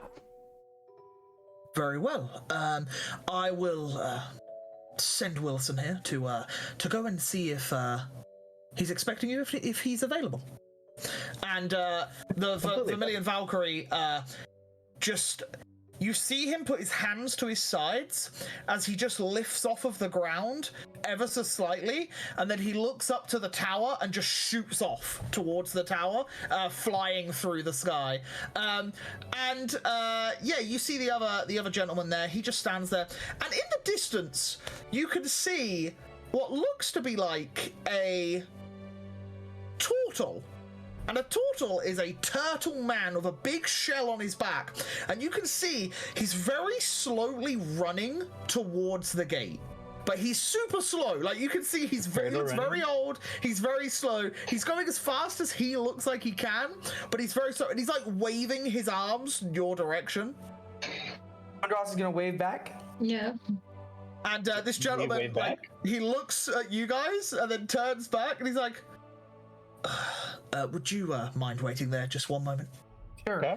And he lifts off the ground and then flies over towards the turtle and lands before him. Can I send Olaf to fly after the first guard just to check what he's doing? No. So you breach the grounds? No, that's Olaf. That's what I mean. Olaf breaches the grounds. Olaf's going to be sniped down. Olaf's gonna We die. know it. He's going to die.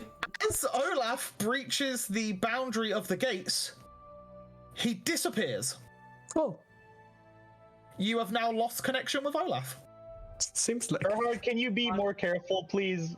Andros I is would speaking say his the mind. rest of you, the rest of you see the bird fly through over the gate, and then just a cloud of feathers. Oh. Andros, he's kind of in his own head at this point. He's kind of like interested in the Valkyrie flying. He's gonna speak in his head to Bros and go, "Hey, by the way, is there anything we can like? So we found out we have necrotic magic, right? Like, is there anything else we can do with this? Like, is there anything else we got? You want to fly? No, I want to see if there's anything else we can do. Like, Well, there's anything- plenty. There's plenty I can Like do. what? You What might be can able we to do some. What can we do? We'll see.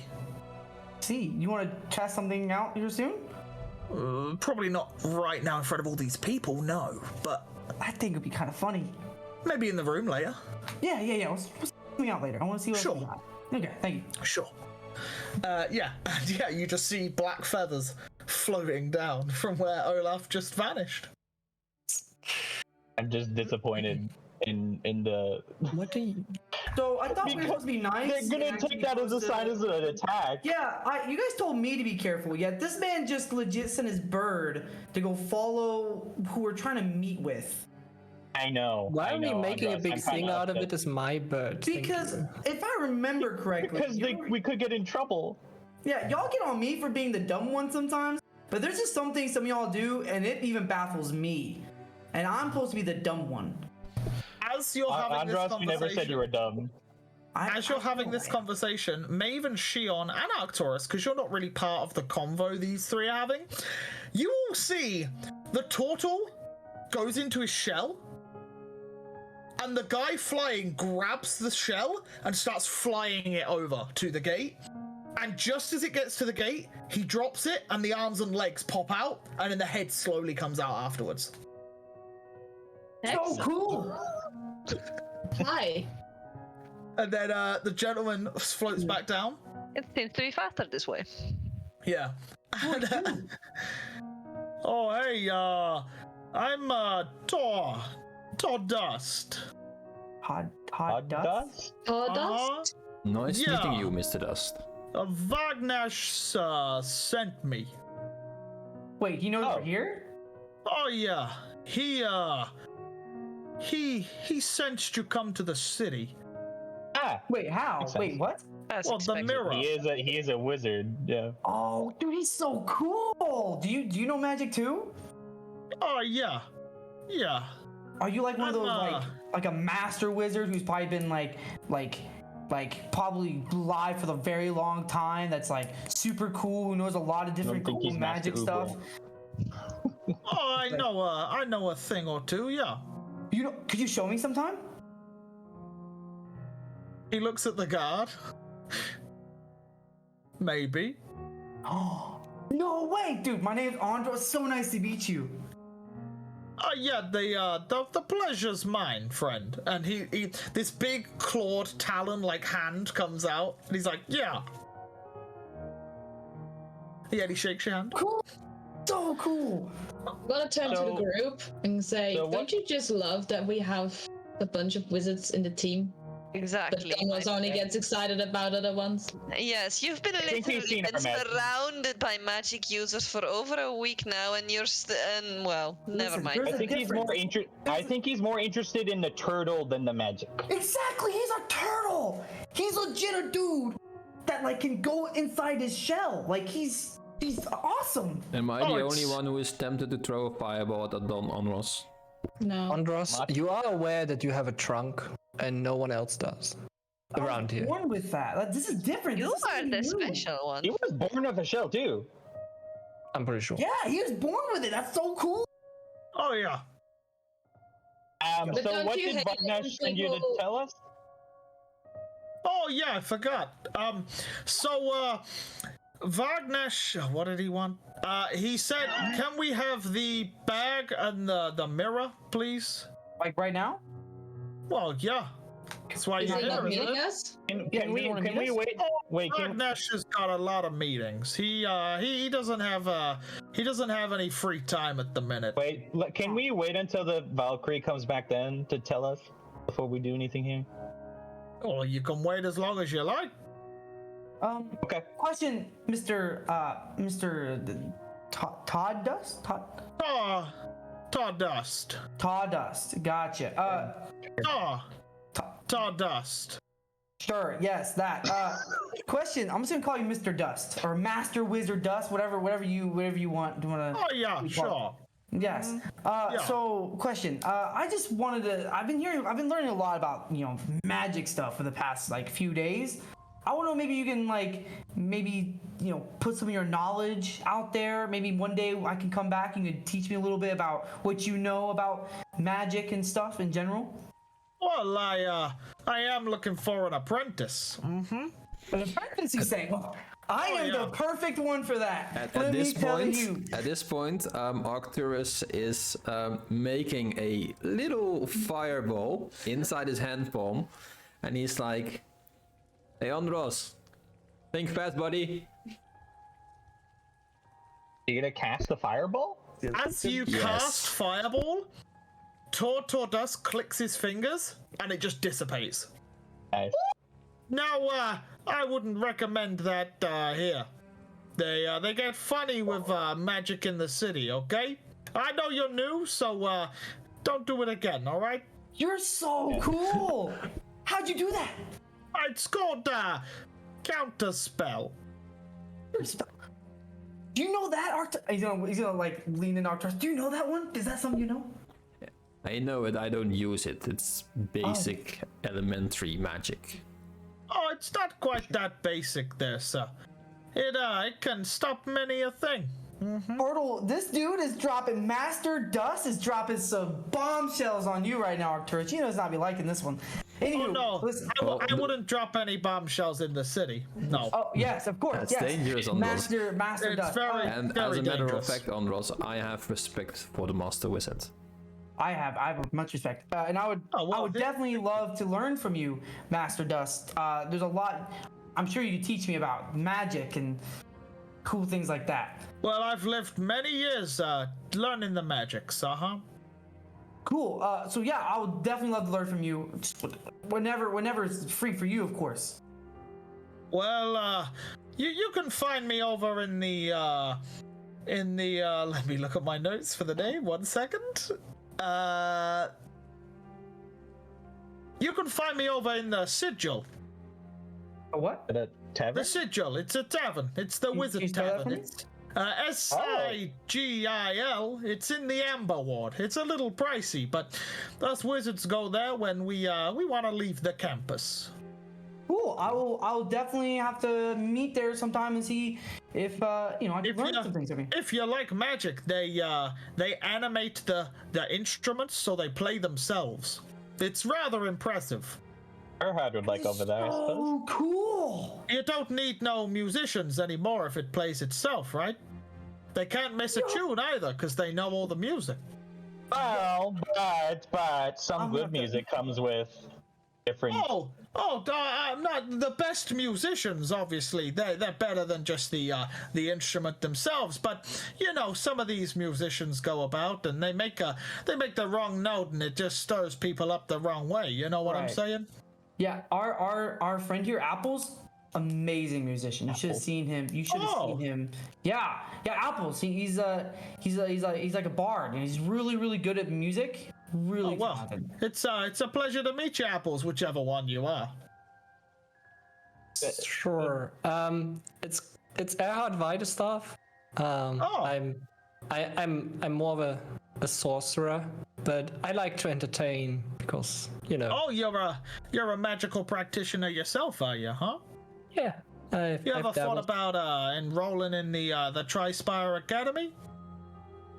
Well, it's come up a couple times today. It does sound like something that could Anyone happen. with a magical gift is more than welcome to, try their hand in the Tri-Spire. So how do I do that? Well, you have to apply in the Sigil. If you go there, you can get the right documentation to apply for it. Then that will go up to the headmasters to see if they wish to appoint you a position.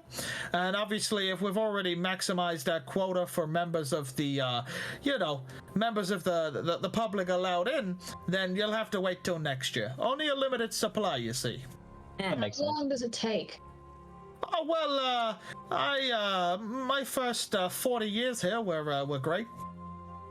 I've been here 49 now, but I'm technically a master wizard now, you know? Yeah, Andros, if you want to learn magic, you're gonna have to stay Yeah. here a long time. Oh yeah, it takes a very long time. Well, The quickest the enrollment phase goes through in the first 20 years of learning wizardry, then yeah, after that you're pretty much free to do what you will. But 20 years is pretty much the minimum to become a wizard of some sort of notable degree. Right. And if you have no magicking skills, it could take even longer. But if you have the magic already, it could be a little quicker. You know what I'm So saying? what do you consider magic? Well, you know, magic. Arcane. Andros is going ahead. Rasta, dude, Rasta, we have things to show off, right? You're telling me we have things we can do. Roster is silent. Rasta, I need you to help me here, dude. Are you okay there, pal? Yes, I'm fine. I'm just thinking. Well, Wagnesh sends his regards and said if there's anything I can do to help you, by all means, give it a go. Does he have any cool robes or anything? He has many, yeah. Yeah, Robe? I would like to, acquire You say a robe robe? to help me kind of blend in here in the city. I'm kind of Oh, you wish for like the magic item shop? sure. Yeah. Oh, there's yeah, a magic item shop here. Yeah, there is one in town. What is it called? You'll have to give me 2 seconds while I find that one as well. There's a lot in this city, you see. You can go to the Quill and Wicket. Wind Wicked? Okay. The Quill and Wicket. Wicked. Wicket and Quill. While we're on that, what's the best? Is there a good herbalist shop here that I can get recipes from? There certainly is a herbalist. God, what's her I'd like name? to go there as well. The herbalists? Oh, yes. Yes. Oh, right. The best- Well, the there's best King one. Leaves. King Leaves. And Yeah, where's that? Florin Kingston. She's a great woman. You know where that is exactly? That's in the Flint Ward. I often go there myself if I need a few extra incense or herbs and I can't get it in the usual shop, you know? A lot of demand, you see. A lot of wizards. And the quill and the wicket. Yep. Where do you was find that? The Quill and the Wicket's in the Amber Ward. It's not too far from the Sigil. Okay. Cool. And Is the Valkyrie still about- back, about- by the way? The Valkyries are still gone, yeah. about the satchel, is there Oh, any yeah? any type of reward or something for returning it? I mean, it seemed very important and valuable to Vagash. My aid in whatever endeavor you've come to the city for. Your aid. Your aid? Right. Yes. How much do you know about the city? What you want to know, little lady? I didn't know. Almost didn't see you there. You're quiet Okay. like a mouse. I observe. Then I talk. Oh, that's a great Unlike trait. others. Sometimes. Anyway, I kind of just look at the group a little bit first.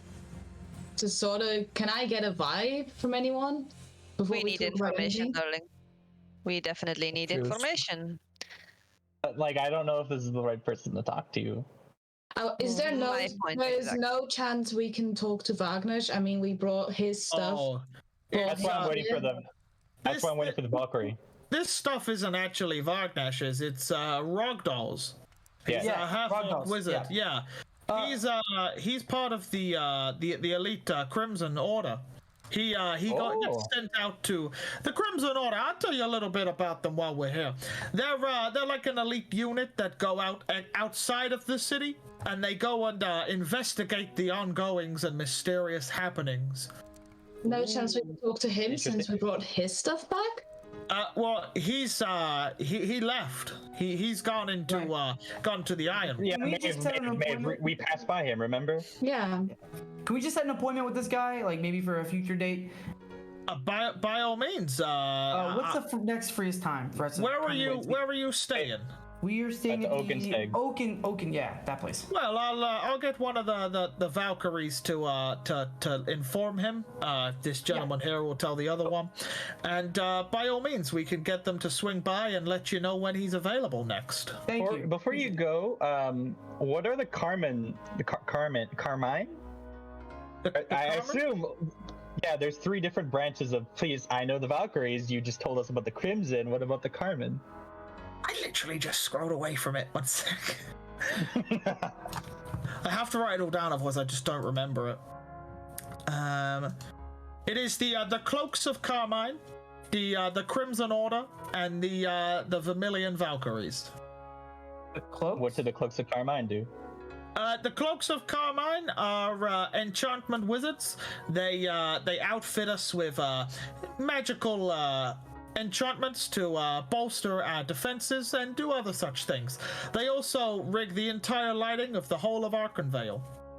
Ah, Cool. All the lights are done magically. If you look at night, you'll see a little red glow from the lights. That's them. Awesome. So Thank you you. know basically everything there is to know about the city then? I wouldn't say everything, but I know a few things, yeah. And if not, I can always find out. Say if I wanted to send a message to a part of the world that not many people send messages to, how would I go about that? Well, what you'd need to do is you'd need somebody, a magical practitioner, maybe from that part of the world, that knows somebody there. You see, I can send a message to anyone that I've met or know before, but I have to know them. Have you ever been to Shartusa before, by any chance? I tend to steer clear of the southern part. You see, a specimen such as myself that snapped me up in a second. Same. Understand that, my brother. We're not related. So Dust, There's a metaphor. so you know Vargnash, like specifically. Yeah, right. Can I roll Yeah, it? I'm an abjuration wizard. You see, I'm one of the ones a little bit higher up the tower, if you know what I mean. I bump into Vargnash occasionally and do a few errands for him here and there. I believe him, but I still want to roll insight to see. Go for it. It was a metaphor, by the way. I didn't mean it fully. Yeah, I well. just meant it like. Oh, right, we're yeah. both different races. No, I got, yeah. Uh-huh. Yep. Uh-huh. Rolling a 13, you get the feeling he's playing his position up a little bit more than it probably is. He's definitely works for Vargnash. Whether or not he knows him like he's claiming he does, it might be a little bit of a stretch. I If just you want to wait till gentlemen this are Valkyrie quite comes out. finished, I wasn't done yet. Oh, So, by all means, little lady. what you need is a magical practitioner from said part of the world. And they'd have to be physically present there. For I am a magical practitioner from the part of the world I am trying to... Oh, you know some magic yourself, little lady. Absolutely, my darling. Well, I guess I could probably get you a scroll of sending if you really want it. Oh, that would be most marvelous. I'm sure Vargnesh wouldn't mind splitting one of those to you fine folks for bringing the satchel. Okay. I am able to look upon parts of the world if you wanted me to look upon a certain part. Yes. No. What? Well, where would you like me to look? Well, I would like you to look in. Well, so hang on. just so I get this clear. You want the logistics, I get it. So what I do is I close my eyes and I hum and smoke some pipe, and what happens is I get a feeling and I get some visions, and my being is transported to a location of my choice, which I get to look around for. That's happening right now. How long does that usually take to do? It can take about 10 minutes.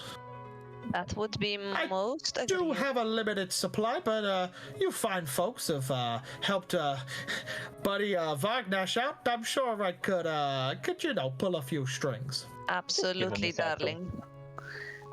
And, where would you like me to look? You want to do it right now? I've got my pipe. And you just see him pull a pipe out of a bag, and he's got like a really long, like Gandalf pipe as well. The Loranil Estate in Chartusa. The which one? The Loranil Estate in Chartusa.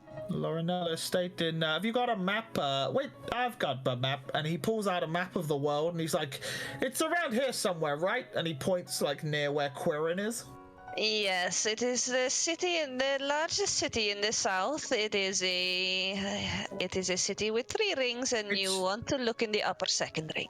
Ah, right. It's the big one. The big one. Exactly. Oh, how am I gonna? Could you describe the villa for me? Could you describe the place that you wanted me to look at? I need a good visual mind palace of what I'm looking for. You see. You want to look at a large sandstone villa. There's obviously a lot of them, but the Loranil Estate has a lot of green banners flying around. There are also these magical lights here. You cannot see it from the sky. I do not know, but you cannot see it from the sky, but you can see it from the ground, because all of the second ring in Chartusa is covered in linen banners. But it is a very large estate, a lot of silver decorations, and it looks luxurious, even for its area.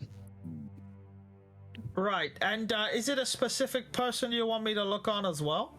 Ivan Loranil. And can you describe him for me, please, lady?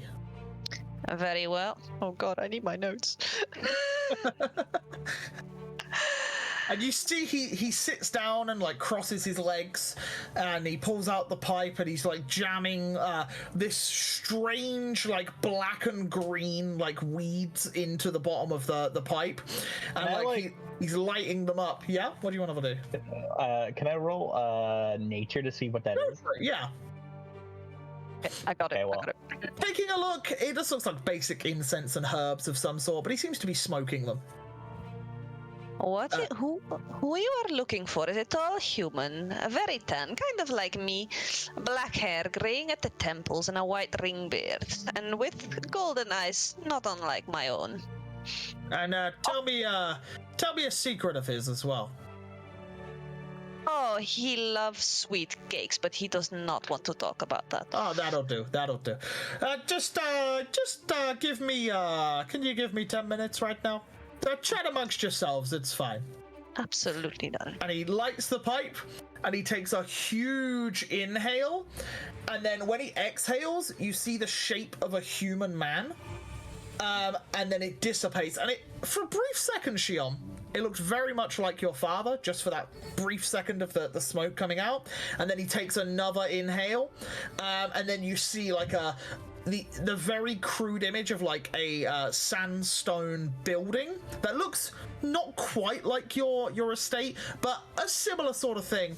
And then he just starts smoking the pipe with his eyes closed, and he's slightly humming as he's doing it. But the 6 of you are stood at this gate with a Vermilion Valkyrie awkwardly staring at all of you, but just a little bit away so he's not intruding on a conversation.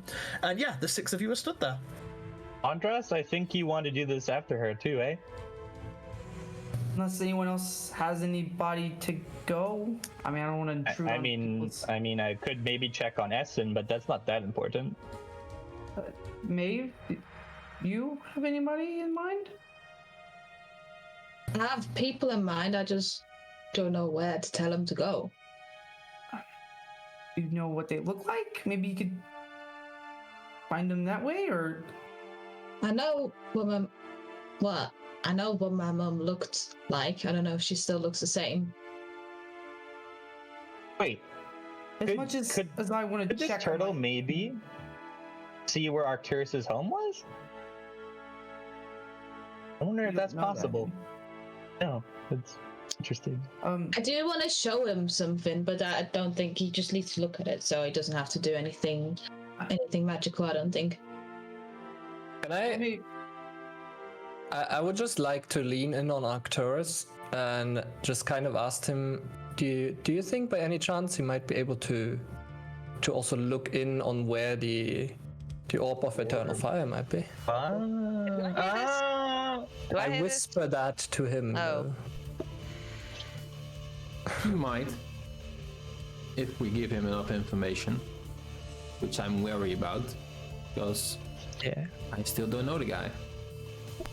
If you have someone important you want to know about, I know enough about what's going on. I mean, it would be really nice to know what's going on with people specifically, but you have people I don't know, like, pretty sure you want to know about, right? I mean, I do, but I don't think what I can tell him is enough information for it to work. So if you know people, you know the place, then that would be worth the time. okay. All right. And as you all start talking, he goes, "Oh my! Oh no! Oh, that's not good. What is going on? Oh, I'm terribly sorry to tell you this. What was your name again, young lady? Shion Loranil.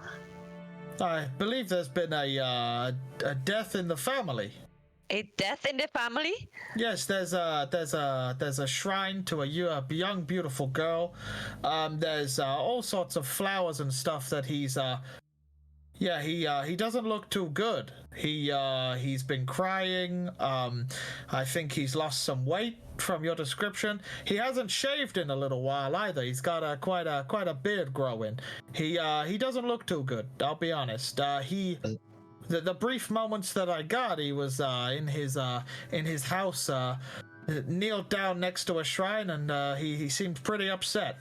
All the you more think he is reason. dead? I think he thinks I am the deceased one, and I would like all the more reason for me to contact him. Now that you say it, I did. I thought it was I thought it was maybe a sister of yours. No, unfortunately, I do not have any siblings, but Oh well, he'll be over the moon, I'm sure. You can do this multiple times, right? I can do it probably once more today. Yeah. Once more. Andros, you should definitely do it next. Okay. I would like to check in on someone. You don't point at the map, like where his tribe was located at the time. You would know that because he's from there. Yeah. I would like to check on this place. My dad name is Dobrin. He's my dad. I would like to check if he's maybe alive or anything like that. Even my family in general. Do you want me to check on? Him or the place? You do both? It's one or the other. Luckily, I asked your friend Shion here if it was someone in particular, because I was about to just look at her house and say how nice it was, but luckily I found out where he was instead. Can you check inside the house then? My home is If you're looking for a man in particular, if you give me some descriptions of him, I can give it a go. Bear in mind, I will say, it doesn't always work. Luckily, I did quite well on that last one. Yeah. It's harder if I don't know them or if I don't have an item that belonged to them. If I have something of theirs, it's even easier. Andros is gonna take the necklace out that Naughty gave him before he left, and he's gonna take it off, and he's gonna. Oh, this is quite pretty. Yes, this person, she gave this to me before I left. So your dad gave it to you before you left? No, not my dad. Her name is right. her name's Naughty. elvish woman from where my tribe was. Her tribe is at mine. She is. He's pointing again in the map where that tribe would be, because that tribe was like maybe a few miles out from where his was, and he was there a lot because he was good friends with her, and he would point out that location on the map and like, this is where she lives. Her dad is actually more so of a council member of that tribe. So the house is like kind of a very nice elvish house, probably towards the very back of the tribe area.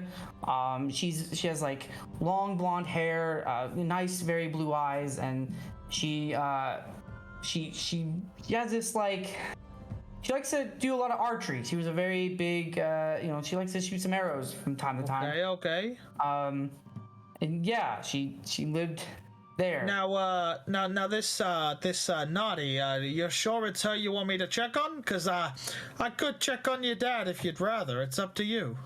It's a long shot if he's even alive at this point. I'd rather be sure if someone's alive at the very least. Okay, well, I'm sorry to hear about that. I can give it a go. Sure. Quick question. Can you do this again tomorrow? Well, I can. I will say it's not cheap. I said I'd aid you guys in whatever way I could. So I thought I'd offer this service. I wasn't aware that each and every one of you. Well, yeah, it's like I said, it's rather expensive, but it's okay. I said I'd try and help, so that's what I'll try and do. So I cannot send my father a message like right now. No. I'll get you the scroll. It's you'll be able to say 24 words to him, and he'll be able to reply with 24, and that'll be it. Brilliant. Thank you. Very well. So, Naughty, the young elf girl, big blonde hair, a bow, and a tribe, and a house at the back. Got it. Right, okay. He lights up the pipe again, and all of you, he's like, keep it talking. And again, the same thing happens where the first inhale, he blows out, and you see this feminine elf woman with flowy hair in like a smoke sort of like shape, and then it dissipates, and then again, and it is a rough, like crude looking house that is like of elven quality, but like in the deserts, and that appears and then dissipates as well, and then he starts humming to himself, and he's still sucking on the old on the pipe. I think we can trust this guy. I think, as the Valkyrie's still not back, is he? Nope. What the hell is that Valkyrie doing? Taking a bath, probably. He is focused. He is staring at this man, blowing in the smoke and whatnot. He's just staring. He's not talking. He's just focused. Very well. 10. Oh. Did he say it could be a place or a person, or does there have to be a place to the person? One or the other. But the more information you give, the easier it is for him to find. As I don't know if you've noticed, but I am rolling to see whether or not he is able to do it. And the first roll was a nat 20, so you are very lucky. Oh, damn. Wait, for Shion or Andras? For Shion, it was a nat 20. Yes. Do you get advantage if you give them more information, kind of thing? You get a modifier dependent on whether he knows the place, if it's a good description, a bad description, or if he has no information at all. Yeah. Sense. And his eyes come to again. He's like, she seemed quite sweet. Yeah. She's alive. She's you were worried that she might be dead. She's definitely alive, and she seems to be not in a house at the minute, at least anyway, but she's in the deserts, and she seems to be hunting for some food. There's a few Loxodons with her, like yourself, and a few elf people. They seem to be hunting for food for maybe the tribe or some such. I didn't get too much on what exactly she was doing, but they all had spears out, and they were hunting for something in a nearby small area. Are you sure it's food, or you just? It's just... My limitations to the person is a small vicinity around them, you see, and they were hunting together. Was there any descriptions of the Loxodons you might see? Was there any... There was, they were pretty big. There was a gray one with a couple of scars. There was a black one with a couple of patches. But that's about all I can tell you, I'm afraid. Would Andros recognize any of those features? It's a very vague description of some Loxodon. Unfortunately, the person you ask me to look for, I can see. Everything around them's a little blurry. Right. But I saw a couple of things, yeah. But they looked to be hunting. She looked very focused, but she seemed to be telling them what to do. So I'm not sure what's going on there, but she seems like she seems to be in charge or something. That's naughty for you. Great. But she seemed like a lovely person. She is a very lovely person. Well, I'm pooped. Is there anything else you need from me? Would you do this again tomorrow if I came back? This is it. Yeah, if I do it, I could probably do it once more, but after that I'd probably have to charge, because it's not free, you see. My resources are limited, even though I'm a master wizard of, Vargnash. How much is it? Oh, it probably set me back about 1,000 gold there. Doing it 2 times. Yeah, it's not cheap. It's pretty expensive stuff. You see, You did this for us. it's a pretty high level, incantation right there. I have to get the supplies, and it costs a fair bit. Mm-hmm. And you did this for us. Well, yeah, you helped out Vargnash. He said, be whatever aid I could be, so that's what I did. I feel really bad if I asked him to do it again. I like I said, I'd probably do it once more, but I can't be doing it too much for you folks. Yeah, but makes sense. I'll get that scroll for you. That's not a problem. The old sending scroll. Just so you know, little Shion, if you for whatever reason do struggle to cast the spell, and you don't manage to pull it off right, unfortunately it will burn the scroll up. It's a one-time use sort of thing. That is very unfortunate, but It's I'm sure I'll a chance. Yeah, unfortunately, because I don't know your pa, I can't really message him. That's fair, darling. Thank you. I think we should that's just no give them a problem. satchel now. Yeah, if you wouldn't mind, that stuff in there's pretty expensive. I think that vial is the vial still there? Yeah. Yeah, the potion's still there. Oh, good. That's about 500 gold right there. So it's quite lucky that you managed to keep hold of that one. It didn't crack. And the mirror itself's probably around about 750. But it's just a thing that we have. But yeah, it's been a pleasure. I've really enjoyed I'm sorry about your pa thinking you're dead and all that. But at least it wasn't a sister of yours, huh? No, I'm glad. Oh, good, good. So, I'm gonna see Erhard. Come back tomorrow, or? Oh well, yeah. If you want to meet me at the sigil in the evenings, I'm always happy for a cheeky warm milk. I love a glass of warm milk in there. It's great. Yeah, because you're done for today, right? Oh yeah, I'm pooped. Mm-hmm. Thank you, Master Dust. I appreciate your. Oh yeah, I like you. You keep calling me Master Dust. Can we talk with you privately, maybe? Well, yeah, sure, yeah, I want to look at Arcturus. I'm going to look at Arcturus and Shion and be like, I'm free this evening. I usually head on over to the sigil to get a nice glass of warm milk. But if you want to join me, then we could have a little chat. Absolutely, darling. By all means. I usually sit alone, but I'd be happy for the company. Master Wizard, a question, if I may. Oh, I like you even more. Thank you so much. I am wondering. I am a student or a practitioner of the temporal manipulation, and I was wondering, is there any kind of research in the city about stuff like continuism or temporal manipulation? Well, there's oh my, that's that's a lot, right? We do a lot of research. We have a library there, and he points towards. We didn't really notice so much because the towers are so freaking huge. They kind of dominate this area. In the center of the triangle, you see a smaller building, which looks to be like it's kind of sunk into the ground. There are steps that go down, but you can see like what the roof of the building. And he points to that one. He says, "That's the Arcanic Library. There's plenty of books and spell scrolls and all sorts in there.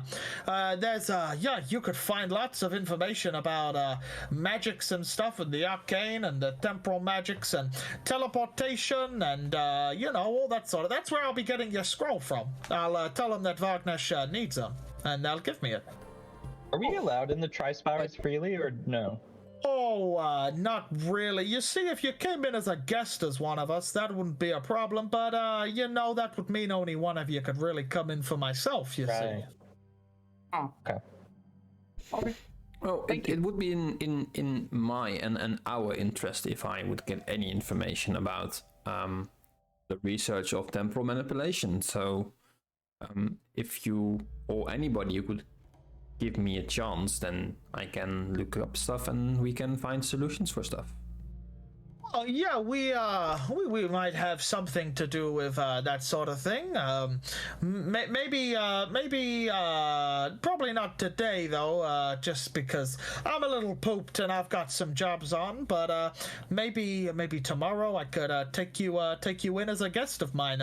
But you will be restricted to the first floor of the library. You see. Understandable. Yeah, but yeah, by all means, you can pop on in. That's absolutely fine. Thank you. Thank you so much, Master Wizard. Oh, the Thank you. pleasure's all mine. And just remember, if you ever need me, the evenings in the sigil, by all means, buy me a heated milk, and I'll be yours. Thank you. Appreciate you. Not a You problem. there. Well, I best rush off. And he turns around Rush and off. very slowly starts walking back towards one of the towers. So, what's next on our list of great things to do? Information White House? gathering. Like I say that a little bit like ambiguously because I don't want to give away things, obviously, to like anyone who's listening. Yeah. I'll probably. I mean, I'm gonna go to the herbalist. I don't know what you guys are gonna go do. I'm going to join you. I'm going to the Bramble Ward. I'm gonna go meet with that Loxodon, and I'm gonna try to see what information he might have for me. I was of a mind of accompanying you to go there. Me? Yeah. And I recall there's also a public library, right? Yeah. I'm gonna head there. Maeve? I'm just gonna walk around, see what I see. You want to explore the sea? Not a problem. We will cut to a break as you all start going off. So we have got Erhard and Ondros heading towards the Flint Ward. We have Arcturus heading towards the library. Shion and Contessa heading towards the herbalist. And Maeve wandering the city. Yeah, and we'll come back in like 5-ish minutes. Go grab a snack, grab a drink, all that good stuff, and we'll be back then to carry on with this little adventure. Cool, I'll see you guys in a bit. Goodbye. Bye, bye, bye, bye, bye, bye.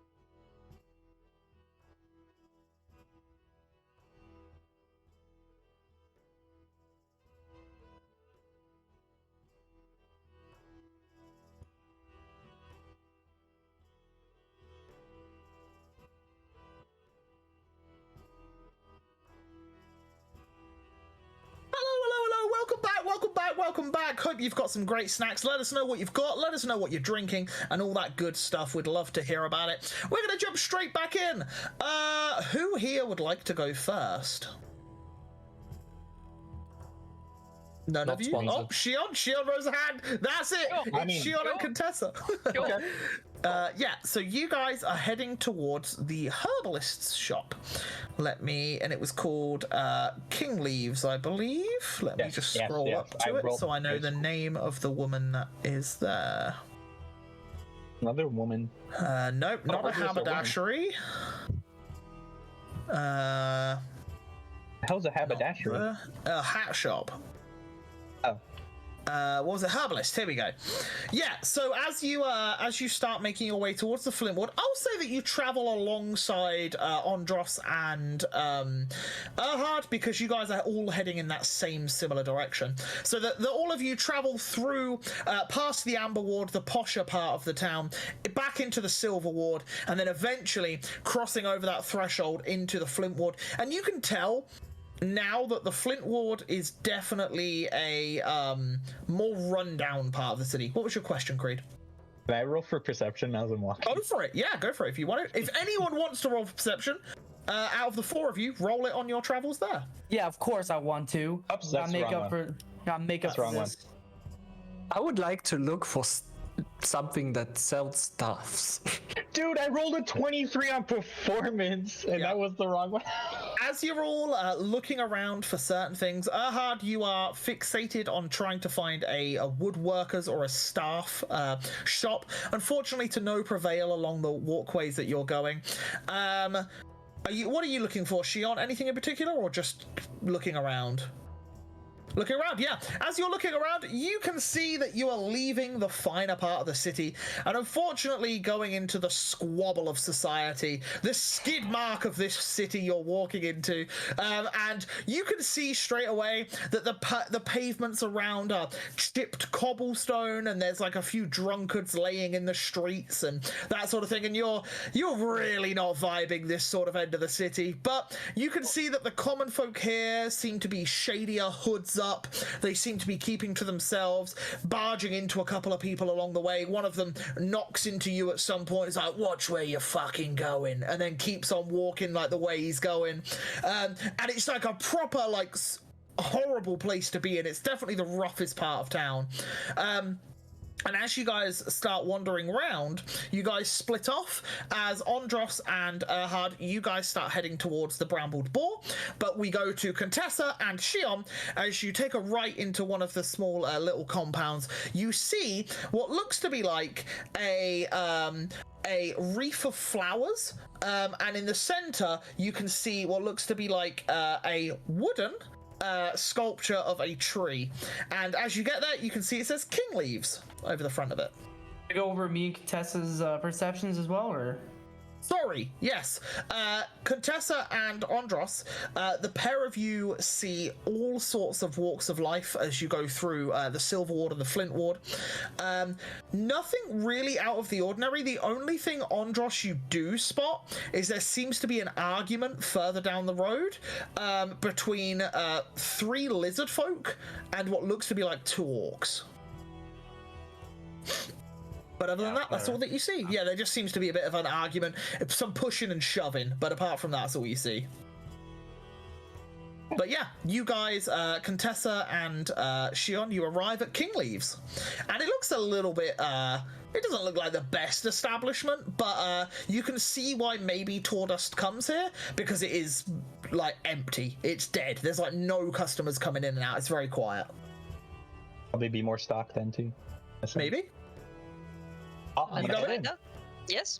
Yeah, and as you head in, you push open the door, and you can see a very elderly gnomish woman with grey hair. She's got 2 pieces of hair that spindle down beside her cheeks, but the rest is tied up into a big, messy bun. It gives her, like, almost a foot of extra height because of the amount of hair into this big bun. And you can see that she is currently walking around the shop, putting some pots and some empty vials and stuff away, and she seems to be just tidying the shop up a little bit. And yeah, you walk in. Hello. Ah, yes. How may I help you? I am Madam Florin Kingston. Florin Pleasure. Kingston? Kingston. Kingston. A Okay. pleasure to meet you. Ah, the pleasure's mine. How may I help two fine folks such as yourself? Contessa, do you want to go first, or? I'm just looking for some recipes if you do have any. Recipes to make your own concoctions? Yeah, I was recently given a herbalist kit that I kind of need to learn to use, but I need recipes to do that. Well, what sort of things are you interested in? Mainly right now, just the health potions. Well, I could certainly try. I also have healing balms, which are leaves soaked in such oils and ointments that allow you to apply 1 hit point to somebody in case of an emergency. How much would those be? Well, for the healing balms themselves, it's 10 gold, but for the recipe, it would be 100.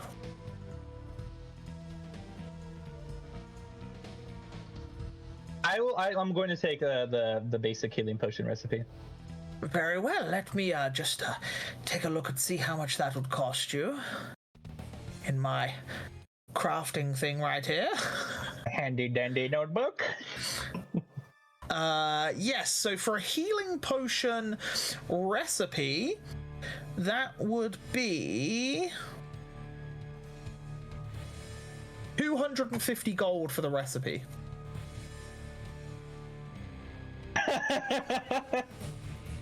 I'm just looking at Shion and like, I'm kind of 100 gold short there. I do not know what to say. You see, the healing potions themselves I sell for 60 gold each. If I give you the recipe, then you're not buying from me, so that's why it's so costly, dear.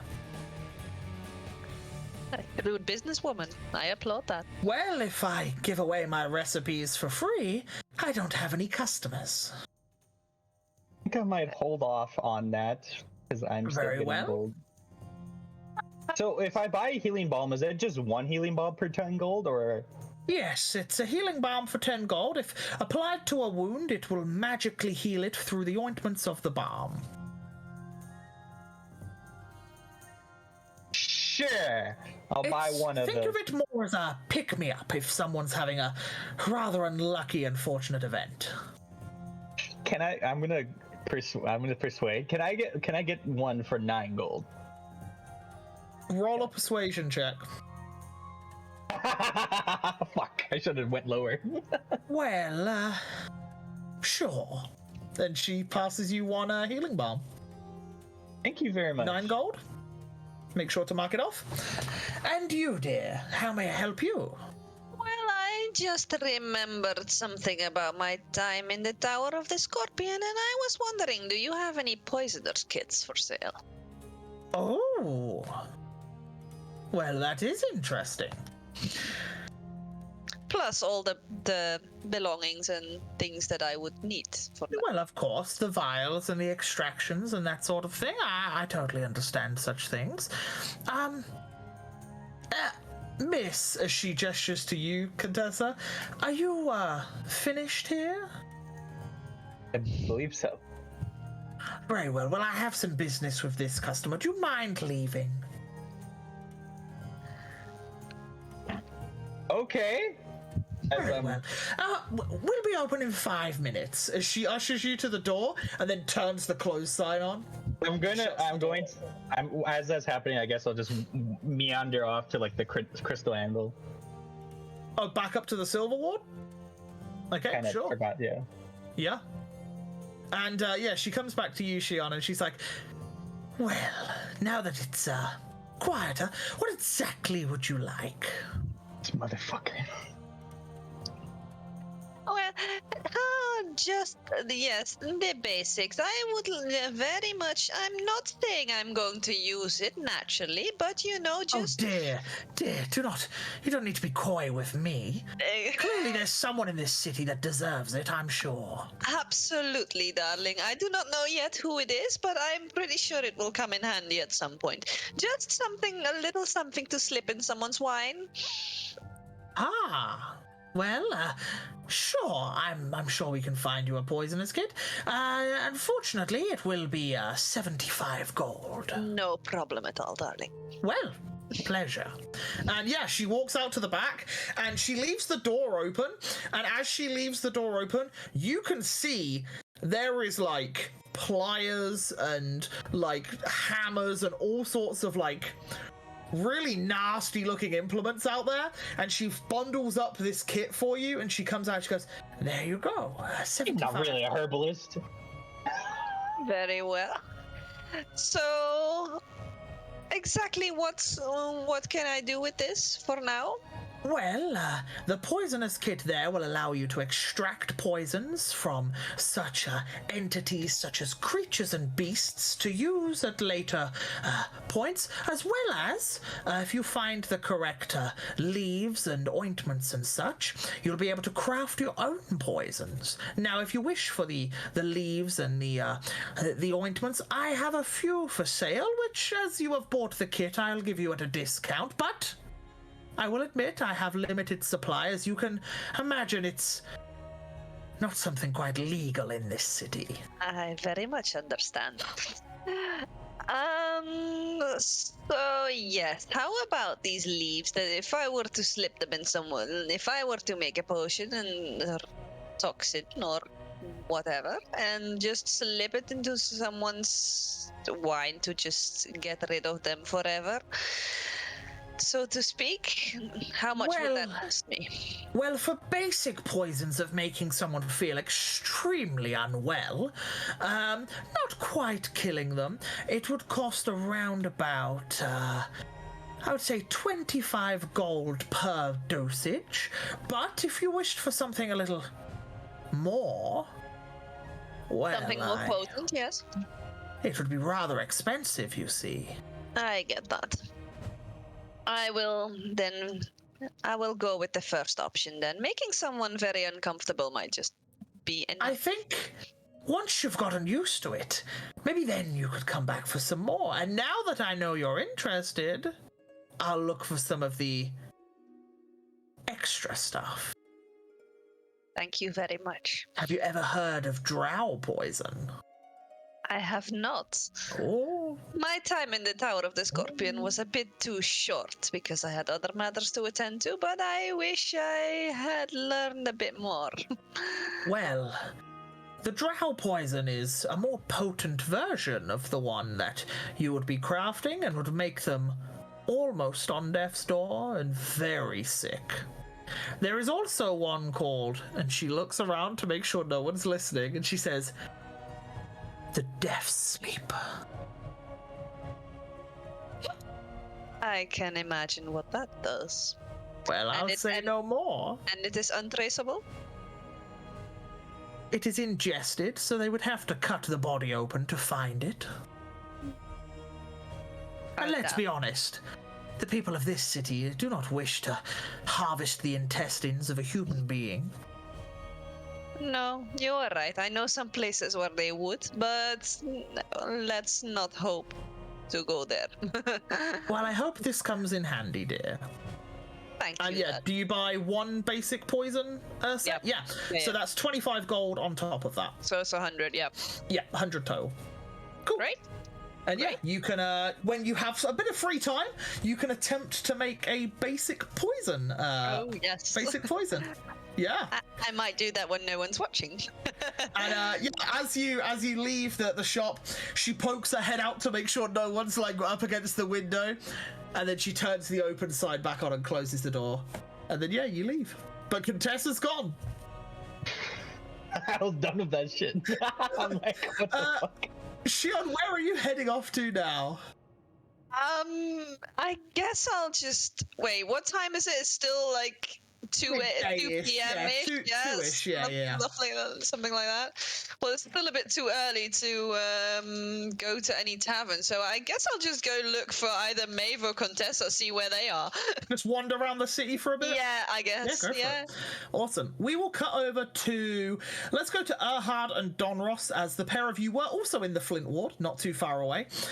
Yeah, you guys start heading over towards the Brambled Boar. And as you get there, you can see it is a 3-story building, but it is slightly tilted. And you don't know why, but the building is slightly to the right. And you can see that this place is a complete dive. This place does not look like the sort of establishment you would want to sleep in, let alone drink in. And yeah, as you start walking up to it, you see a half-orc man dragging out what looks to be like a bugbear, which is a completely furry man, really long arms, about 6 foot long. He's dragging him out and he throws him into a puddle nearby. He's like, and fucking stay out. And then he turns around and walks back in, and you see the bugbear like clamber up, like rubbing his head as he gets up and then just wanders back off into the city. Apples, just stay close to me, all right? Just stick close to me, and I'll make this quick. So I don't want anything to happen to you. And Andros is gonna walk in. Yeah, and do you follow? Yeah, I join him into this jolly establishment. Yeah, and as you walk on in, you can see that this place it's a dilapidated building. There's like parts of the wall are like chipped away. You can see that there are like pictures like on like an angle hanging up on the wall, just crudely hammered in with like a really big nail. The tables themselves, they're like, you know when you sit down and it wobbles a little bit, you can see that every time someone leans on it, it goes one way and then it goes the other way. And there's a mix match of chairs and tables, whatever they've managed to like find, they've just thrown in here and just using. And at the bar, you can see that it is a rowboat turned upside down with a plank of wood over the top of it and like been hammered in, and they're just serving drinks off of a rowboat. And behind the bar, you see a white Loxodon male with a scar across, like a cross scar across one eye, with one full tusk and a half tusk. Why? And it looks like it's been broken off. You do not. But he is a rather large gentleman. He is about 8'2". He's a big, and he's muscular as well. He's a big bloke. He's not anyone I know, but I mean, we can talk to him. Maybe he has some insight on this when our purpose is here. Maybe. As you walk in though, after just a few moments, you catch him looking at you. And he is just staring at you. Andros is gonna slowly make his way to the bar. He's gonna take a seat. He's gonna of course find one where there's an open seat right next to him, so Erhard or Apples can have a seat next to him. And he's Andros is not gonna make eye contact with the lot. He's gonna try to kind of blend in, and he's just gonna the whole time gonna ask, talk to Bros. He's like, if there's any secret cool thing you do, I want you to have that prepared. I feel like we're in some deep trouble here, buddy. And as you two are muttering to yourself, sat down, just kind of like trying to keep a bit low, you feel the floor in front of you give a little bit as the prowess and the figure and the aura this man gives off. He's just stood, looking down at the pair of you sat down. Well, what do we have here? Hello? I mean, how are you doing today? What the fuck is another Loxodon doing in Arkham? Funny you should say that. I was gonna ask you the same thing. Where'd you hail from, friend? Andros is gonna try to make himself look a little bigger, sitting down, kind of put up his shoulders a little bit. And he's gonna kind of do a little, putting his head on his fist, and it looked like he's trying to be as bold as he can, a little brave. Even though inside he's like, fuck, this guy's gonna beat my ass. And he's gonna be like, I hail from the place called Fortis. How about you? Oh, that fucking shit show. Well, I'm from Kulvak, north of here. What do you mean that shit show? What are you talking about? Well, hear about them fucking Imperial scum. Yeah, those scums, yeah. I fought a few of those in my time. Good. Yeah. Fuck 'em. And Yeah, he just fuck 'em. he spits on the floor behind the bar, and he just Andros like did- spits into a cloth as well, and starts cleaning out a tankard with it. Andros is gonna spit on the floor too. You know, he'll be like, yeah, fuck those Imperials, you know? Anywho, White Tusk, right? That's what they call you, the White Tusk. That's correct. You've never been to Fortis, I guess? No. No. Okay, that's fine. We can skip that. Anywho, you know, Loxodon to Loxodon, you know, I mean, we have a lot of pride in our you know, Loxodon background. But anywho, I was want to know if I was here to buy maybe a very expensive item, maybe something a little rare, something you might not see every day. Where could one go to? I mean, as someone from Fortis, I'd like to bring a treasure home when my tribe destroys the Imperiums, and I could, you know, bring back something really cool to show and bask in our you know, our tribe and our very big wealth. He leans in and he just says, "Not fucking here."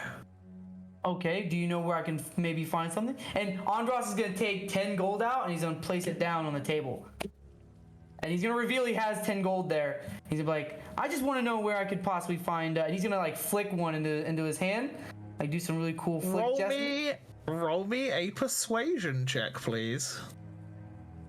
Might not be good. We're gonna try it though. That's pretty good for you. Yeah. He looks at you and he leans in again. He says, "The last Loxodon I saw, I killed him with his own tusk." Andros is gonna chuckle a little bit. I'm just fucking with you. Yeah, And he like leans back, he takes the 10 gold and he just shoves it in his pocket. He's like, "Well, are you after something more illegal?" Yeah, that makes sense. Yeah, let's go there.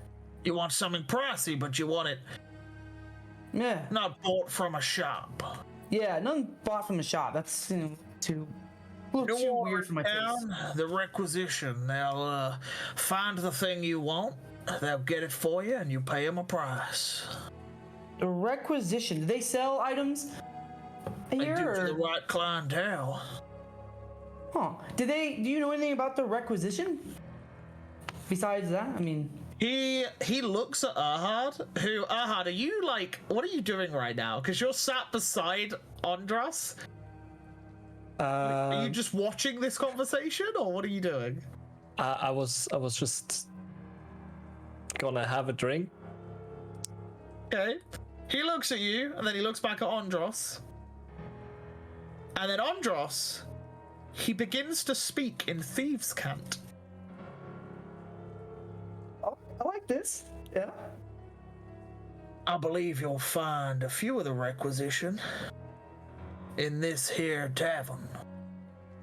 And Erhard, to you, Thieves' Cant is basically a language of made-up things. So he'll start talking about the weather.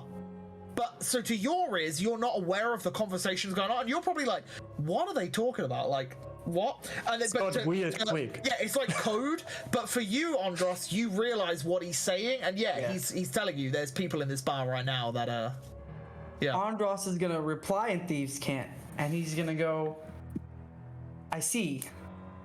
Can you maybe get me a little of where I could possibly find any person in particular? Do they have a place of operations where I can possibly go and maybe get a little bit more? I want to meet these people and actually get some items. I have an item specific I would like to talk about, and maybe see if I can get in my possession. I would say Winters is your best bet. Winters. Who's that? Who's Winters? White Tabaxi. Comes in here from time to time. Not in here right now, but he'll get you what you need. Is he high up in this requisition? No, but he's a runner. He's a runner. Tell me a little bit more about the requisition themselves. I'd like to know how I can get in contact with them. Can I ask you a question? Sure, go ahead. Why do you want this thing? This item is very important to somebody that I from my home country. Something that we believe could help us in this in Fortis. We have this deep undermined group.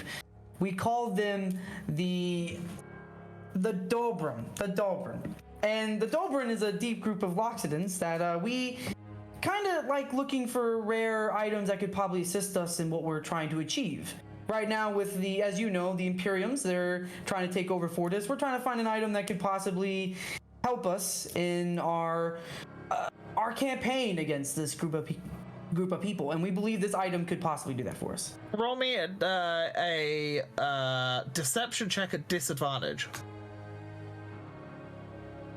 Because you've just changed your story right in front of him. Okay. A natural 1.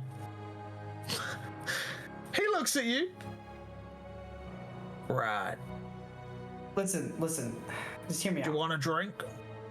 And he says that in common now. He's speaking back in common.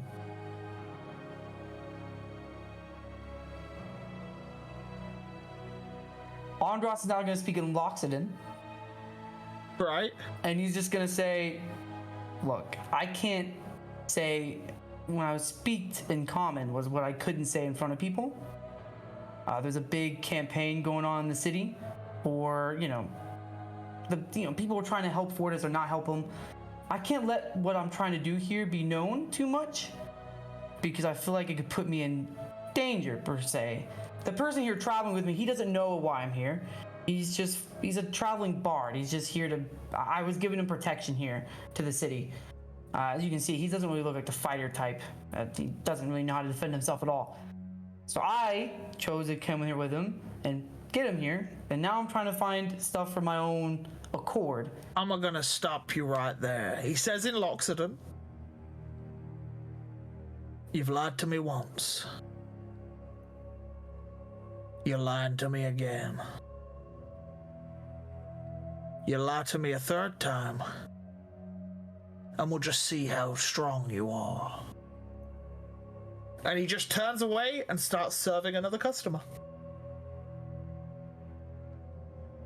Andros is gonna look back at Erhard. Or no, he's actually gonna talk to Brasa, and he's like, Brasa, I need you to pull some out of your sleeve right now. What? We know you can do something. We've seen it before. I mean, in that last fight in the little thing we went to, I know you have something. I need something. We need to test something out. We need to pull something out. In front of everyone here.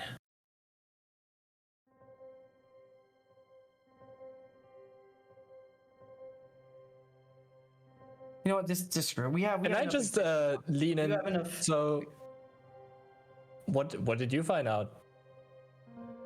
Completely oblivious. We're leaving. And Andros is gonna get up. He's gonna slide 5 more gold on the table, and he's just gonna tell Erhard to follow him. As Andros is gonna try to leave. Cool. I guess I just follow the weird situation. Yeah. Yeah, as the pair of you walk out of the tavern. And you go outside. As we're walking, Andros is gonna attempt to whisper this to Erhard, and he's just gonna go, I might have a lead of how we can possibly gain some information. What I will say is it can't be us two to go talk to them. We're gonna have to get someone else to do the talking. Or we can't be there. Okay. Well, why is I don't trust this Loxodon. I think he, now knowing that me and you are here, or heard me talking to him about it, it might not be the smartest idea for me and you to talk to them, but I do think we have a lead on how we can possibly find out more about this this item that we're after and what we're trying to get. Does that have anything to do with that requisition he mentioned before you guys talked about the weather and such? Okay, so you did hear that. Good. Yeah. I will say yes, but I think we shouldn't be talking about that Sure. out loud. Yeah, I would just take the yes. That's okay. We should just wait till we get grouped back together. I'm not going back. Me and you can't go back to that tavern no more. We need to stay away from there. We also need to make sure we need to be careful about when we're talking to the others, because I feel like we might have I think I might have overstepped a little bit in this place already. So you're saying there might be trouble following us now? Possibly. I wouldn't keep your hopes up for it, but I'll worry about keeping a lookout for that. All right. I'll make sure we don't have people following us too much. All I will say for now is that let's find the others. Well, actually, you don't have. Do you have your Olaf again, or your bird, or is that? I'm not. Well, I can try, but I'm pretty sure he's like gone He's for gone? today. For today. Okay. Yeah. Okay. Great. Cool. I'm gonna. Damn. I'm gonna go try to find that that archery shop. I don't know if you want to come with me or not, but I think it's safe that we don't approach our group directly for the time being until we get back to the tavern. Cool. Well, I like a bit of excitement, but I don't think I should be walking the city by myself. So Yeah, I'm just gonna stick with follow me. you. Yeah, stick with me and we'll be all right. And we're gonna keep going. And then We're gonna we go find the shop. Go, yeah. Yeah, we're gonna go. As you are walking around and you start trying to find this market stall, Donros, because of your passive perception, there is a figure following you. And he, as you left the tavern and started walking down the street, you caught it out the corner of your eye that a figure leaves the tavern and starts following in the same direction. Figured. Because your passive is a 16 and they rolled a 13, which is one higher than Erhard's. That's why Erhard doesn't see it. Erhard? We need to find the others? No. Actually, not that. How about this? We're gonna do something, okay? Since the guy knew I can only listen to him, this guy's probably gonna follow me. I need you to break off and just go find the others. I'll take this guy. Go. I'll lead this guy away, and I'll see what's going on. I got. Trust me. I've proven before. I'm a pretty stealthy boy. I just need you to get out of here. So just run ahead. Just go right now. Just start walking ahead, and I'll keep going at a slow pace. And I'll keep this guy with me. If I see him run after you or walk after you, then I will go after him. All right. We know where the others are. You know which way they went, so you go after them. Just go to where the blue man is. Yeah. Sure. All right. I'll see you later, buddy. If you don't see me later, where about are we on it? Start moving people on as this is roughly where you guys all are. Okay. So you two are down here. Shion's coming out of here. Contessa's going back over there. Arcturus is in the Silver Ward, like there. We'll put this over here for now. That'll do. Out of the way. And then Maeve we'll get to in just a second as to where she wants to go. But yeah, so where are you going? You're heading up. Well, I'm gonna start heading towards the public library. Yeah. Sure. And which way are you going, Andros? Andros is gonna kind of stick a little back.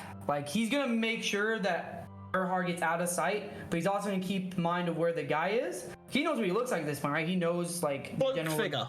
Yeah, so he's gonna kind of keep an eye on him and make sure Erhard gets far away. And then Andros is gonna he's gonna wait for Erhard to get out of sight, and then he's gonna try to shake off the hooded figure by whatever means necessary. I don't know. Can I try and like seem like I'm just acting natural, so to speak? Just, I don't know, take out my 3 apples that I have left and juggle them, like as if I'm like just performing on the street as I walk. Sure. Yeah, you start juggling. Andros is gonna try to. Is there alleyways in this city, in this town? There certainly are, yeah, multiple. He's gonna try to run into an alleyway, like just quickly, just sprint off in an alleyway, and then he's going to. I think it's time. I think you have to do it. He's gonna try to use disguise self. Okay. And he's gonna disguise himself to be a foot taller and just a normal elf. You're gonna be 9 foot tall and be an elf. 9 foot elf? No, it would be a foot smaller. shorter. Yeah, shorter. My bad. So you're 6'10" as an elf. 6'8". 6'8" as an elf. Yes. Okay. Ooh. Let's go Minotaur. Let's keep it a little interesting. Okay, so you're like the Minotaur you saw earlier today? Just like him. Sure. And he's gonna shrink in size and stuff, and he's gonna then walk out back in the street just normally, like nothing just happened, and he's gonna start just walking. Yeah. And then Andros is gonna see if the hooded figure is still following him or not. The hooded figure goes into the alleyway after you leave it. He just continues on? Like Andros is gonna walks into the alleyway and he goes out of sight. Okay, Andros is gonna start making his way back to the tavern and like not in a hurry session, but quick enough. No worries. Yeah, we will cut over to who wants to go next? Arcturus or Maeve? Which one? Sure, I will pick. Let's go, Maeve. Go. What are you doing? Where do you want to go to? Probably, first of all, just breathe. Kind of like let it sink in still, what's going on. And then kind of like go through the Amber Ward towards the Vine Ward, I guess. Like that way. Yep. Yeah, so you start walking through the Amber Ward, and you can see that the Amber Ward is called the Amber Ward because at the edges of the path, there's like an amber filigree that goes all the way along it, and it's quite a pretty looking pattern, and all the lampposts here are made of like brass and gold, but then there are amber decals throughout it. All the houses are red tiled roofs. And you can definitely see that the buildings in this ward are very upper class. This is for high society living. A lot of people look at you and give you a funny look as you are walking through this area because you clearly don't come from like a wealthy background with the clothes that you wear and stuff. And yeah, you just walk through, minding your own business. It is a lot quieter. It is not as busy as the rest of the city because a lot of people keep to themselves, and it is mainly a housing district with a few shops. But yeah, you wander through. Yeah, do I see anything that would be interesting? Like that would pick... Roll me a perception check. Let's see if you spot anything.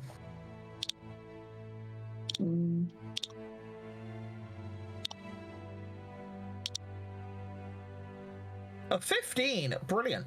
You do spot a couple of shops, and you spot the Sigil Tavern, which is an arcane rune on a swinging metal sheet outside of the establishment. And yeah, you spot that, and you can see that the lights inside are like different hues of red within. And as you poke your head into one of the windows to see what's in there, you can see in the back corner there is a violin just hovering, playing itself in the tavern. And what you also notice is there is a wizard behind the bar who is just moving his hand ever so slightly as a tray of food comes flying out of the kitchen and then lands on one of the tables, and then plates land next to it, and then cups and cutlery and stuff, as he just uses his magic to make the utensils and stuff fly from the cupboards and that. And he seems to be doing all the serving via magic. I think I would just like pull up an eyebrow and be like, right. That's the thing that we were going to see later. Very confused as to why they would use the magic for this. But I think Shion would like this. This is what I'm thinking out loud to myself. Yep. Do you carry on? Yeah, nothing here that. Like, I'm just kind of like my mind's boggled, and I'm just kind of walking out, just sort of maybe looking for space more than anything. Yeah, you I would say you get to the end of the Amber Ward and finally get to the Divine Ward, and you can see that this area, although it is a little busier than the Amber Ward, it still has a little bit of quietness to it. The buzz of the city isn't quite here, and you can see large monasteries and like a graveyard. And then what you do notice right at the other side of the Divine Ward from where you are is a watchtower made completely of wood and brick, and what looks to be like a really pretty pink cherry blossom trees, like a garden, like a big like tranquil place, like for peace and tranquility, like that sort of place over there. And yeah, you see the graveyards and all the different monasteries here. Yeah, I think I'm gonna head for that cherry blossom tree. Yep. Sit down there, get socks, let socks out as well, and just breathe for a minute. Yeah, and the buzz of the city, as soon as you walk into this area, just dissipates. It's so quiet, and all you can hear is just the wind rustling with the leaves and the bushes. There are a couple of people here as well, but they seem to be going into the wooden and brick tower. And it's just a few people wearing just some robes. And what you would notice with a 15 as well is on the robes is a circle, a green circle covered in vines, and in the center, the tree, which is the exact same symbol as your amber, what's it called? Item? Your amber? Yeah, on my stuff? Yeah, it's the same symbol as that. I recognize it. Yeah, 100%. I'm gonna get up and follow, I guess, the nearest person that does have one of those ropes on. Are they facing away from me? Are they like walking away from me? Yeah, they're currently. Are they I would say there's one. Yeah, there's a few. There's probably like 5 or 6 in total that you've seen. I'll say there's one just leaving the tower, and just starts to stroll around the garden. Right. I can imagine that this random person sitting on a tree in my clothing is weird, but I will approach the nearest person. So I walk up to them. Yeah, they pull down their hood, and you can see it's an elven woman with auburn hair tied up into a like bunch at the back. She looks very well like kept clean, and she looks at you and just smiles. Hi, I'm sorry. I'm so sorry to bother you. But I just show her my staff, and I'm like, do you recognize this? I happened to look at your embroidery, and I'm sorry. Oh, that's the symbol of Kalir. Clear? Yes, the Mother Nature, the goddess of nature, the goddess of the wilds. Can you tell me more? By all means. You're currently you're stood by the Garden of Serenity. This is a holy place to Kalir, and it's a place of worship. We come here away from the hustle and bustle of the city to pray to Mother Nature. Right, and would you happen to know what this what it is? I was given it. I don't really know much about it. Well, Kalir being the goddess of the woodlands, forests, and nature, it's more of a trinket or a symbol of such to her. It's usually used in prayer. Then she gifts those of power some sort of divine influence in casting spells and doing such things with them. I have one myself. As she pulls out one made completely of wood. And she pulls it out, but it's not like carved wood. It's like sticks. It's like actual like pieces of branch. Yeah. And how? What was it called? Kalir. Kalir. Kalir. Okay. And she's a goddess. Yes, she you often pray to. takes the form of a furbolg. She likes to defend the wilds and make sure that everything is balanced and nature is restored.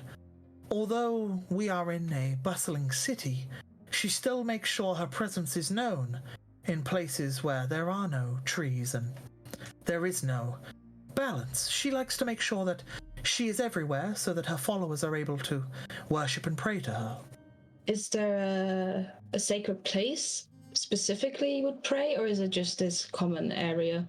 This, within the temple, we have, at the top of it, we have some nesting areas for bird and other such wildlife. We pray within the tower, as it has some spells on it to block out all of the noise. So does the grounds, but it's much more peaceful up there. Right. Thank Do you mind if I ask? Do you have powers of nature? Yes. I can speak to animals. Ah. I can do spells which have to do with nature. I can shift into animals, like shapeshift. Are you perhaps a druid of sorts? I am a druid, yes. Well, then you and I serve the same, just in different ways. Were you also in the forest for a long time? No. I've lived here my whole life. I just realized that the way that people take over the land and claim it for their own and build constructs and people live and trade, and I just felt like my life was incomplete until I stumbled across Kalir. But Kalir found me. How? If you don't mind me asking, you are answering questions I didn't know I had, so I'm very intrigued. When my mother passed, I felt an emptiness in the world, and I wished to seek for more. I wished to seek to fill that hole, and that is when I got dreams of her, of Kalir. She spoke to me in the night and told me that it would be okay and to follow my heart's desires in preserving woodland areas and making sure that the wilds are kept the way that they are. I visit here from time to time, but Kalir guides me now. Okay. Kalir is the mother of all, after all. I'm so grateful I happened to meet you. Is it? Can I go into that temple right now? All are welcome. If you speak to the wildlife, maybe you could speak to a few of the birds up there. Yeah, I think I'm gonna go do that. Thank you so much. I'm sorry if this was weird. I was just caught off guard by what you were telling me. Not at all. I'm sure Kalir brought us both together for a reason. Maybe she did. Yeah. Thank you. I'm happy to have been helpful. I am very grateful that you were. She smiles, and then she looks at Socks, gives a slight quizzical look, and he does like a little burp or something, and she kind of like chuckles and then continues on. I'm gonna try not to seem too weird, but like fast walk into that temple.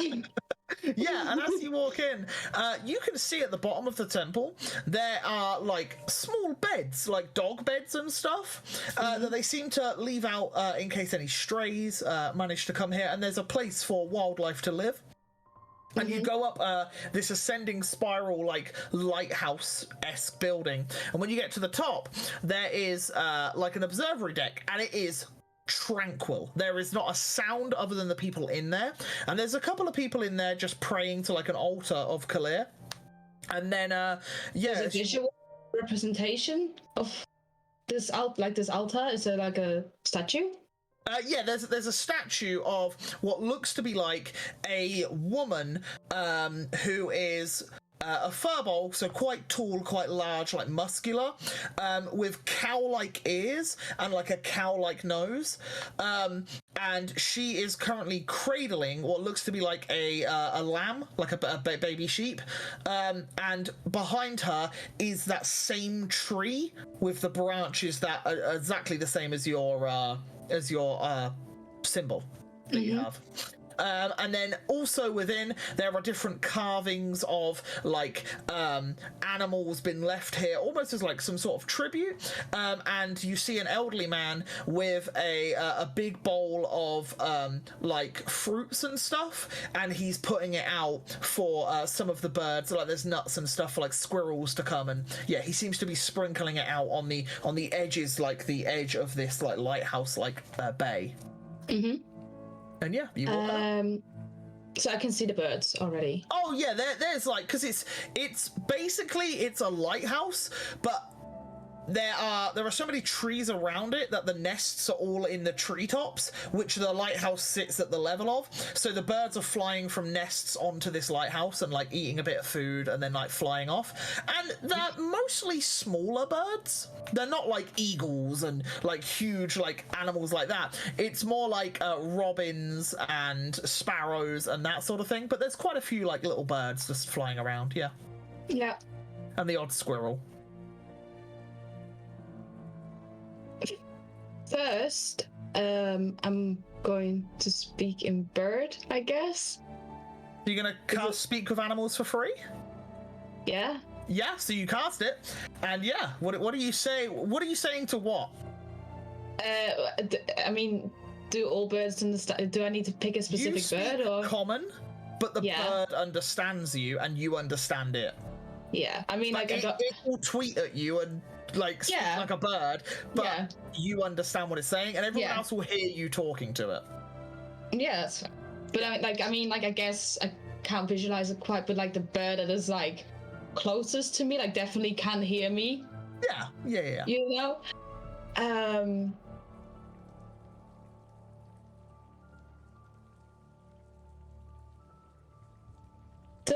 do you know? I'm going to butcher this. Kilia?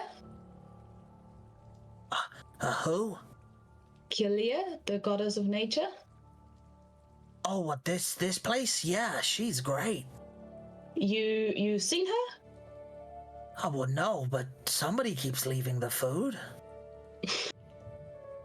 Right. So to you, it's like a goddess, right? Sure. Right. Is there anything you can tell me about this place, about this room that?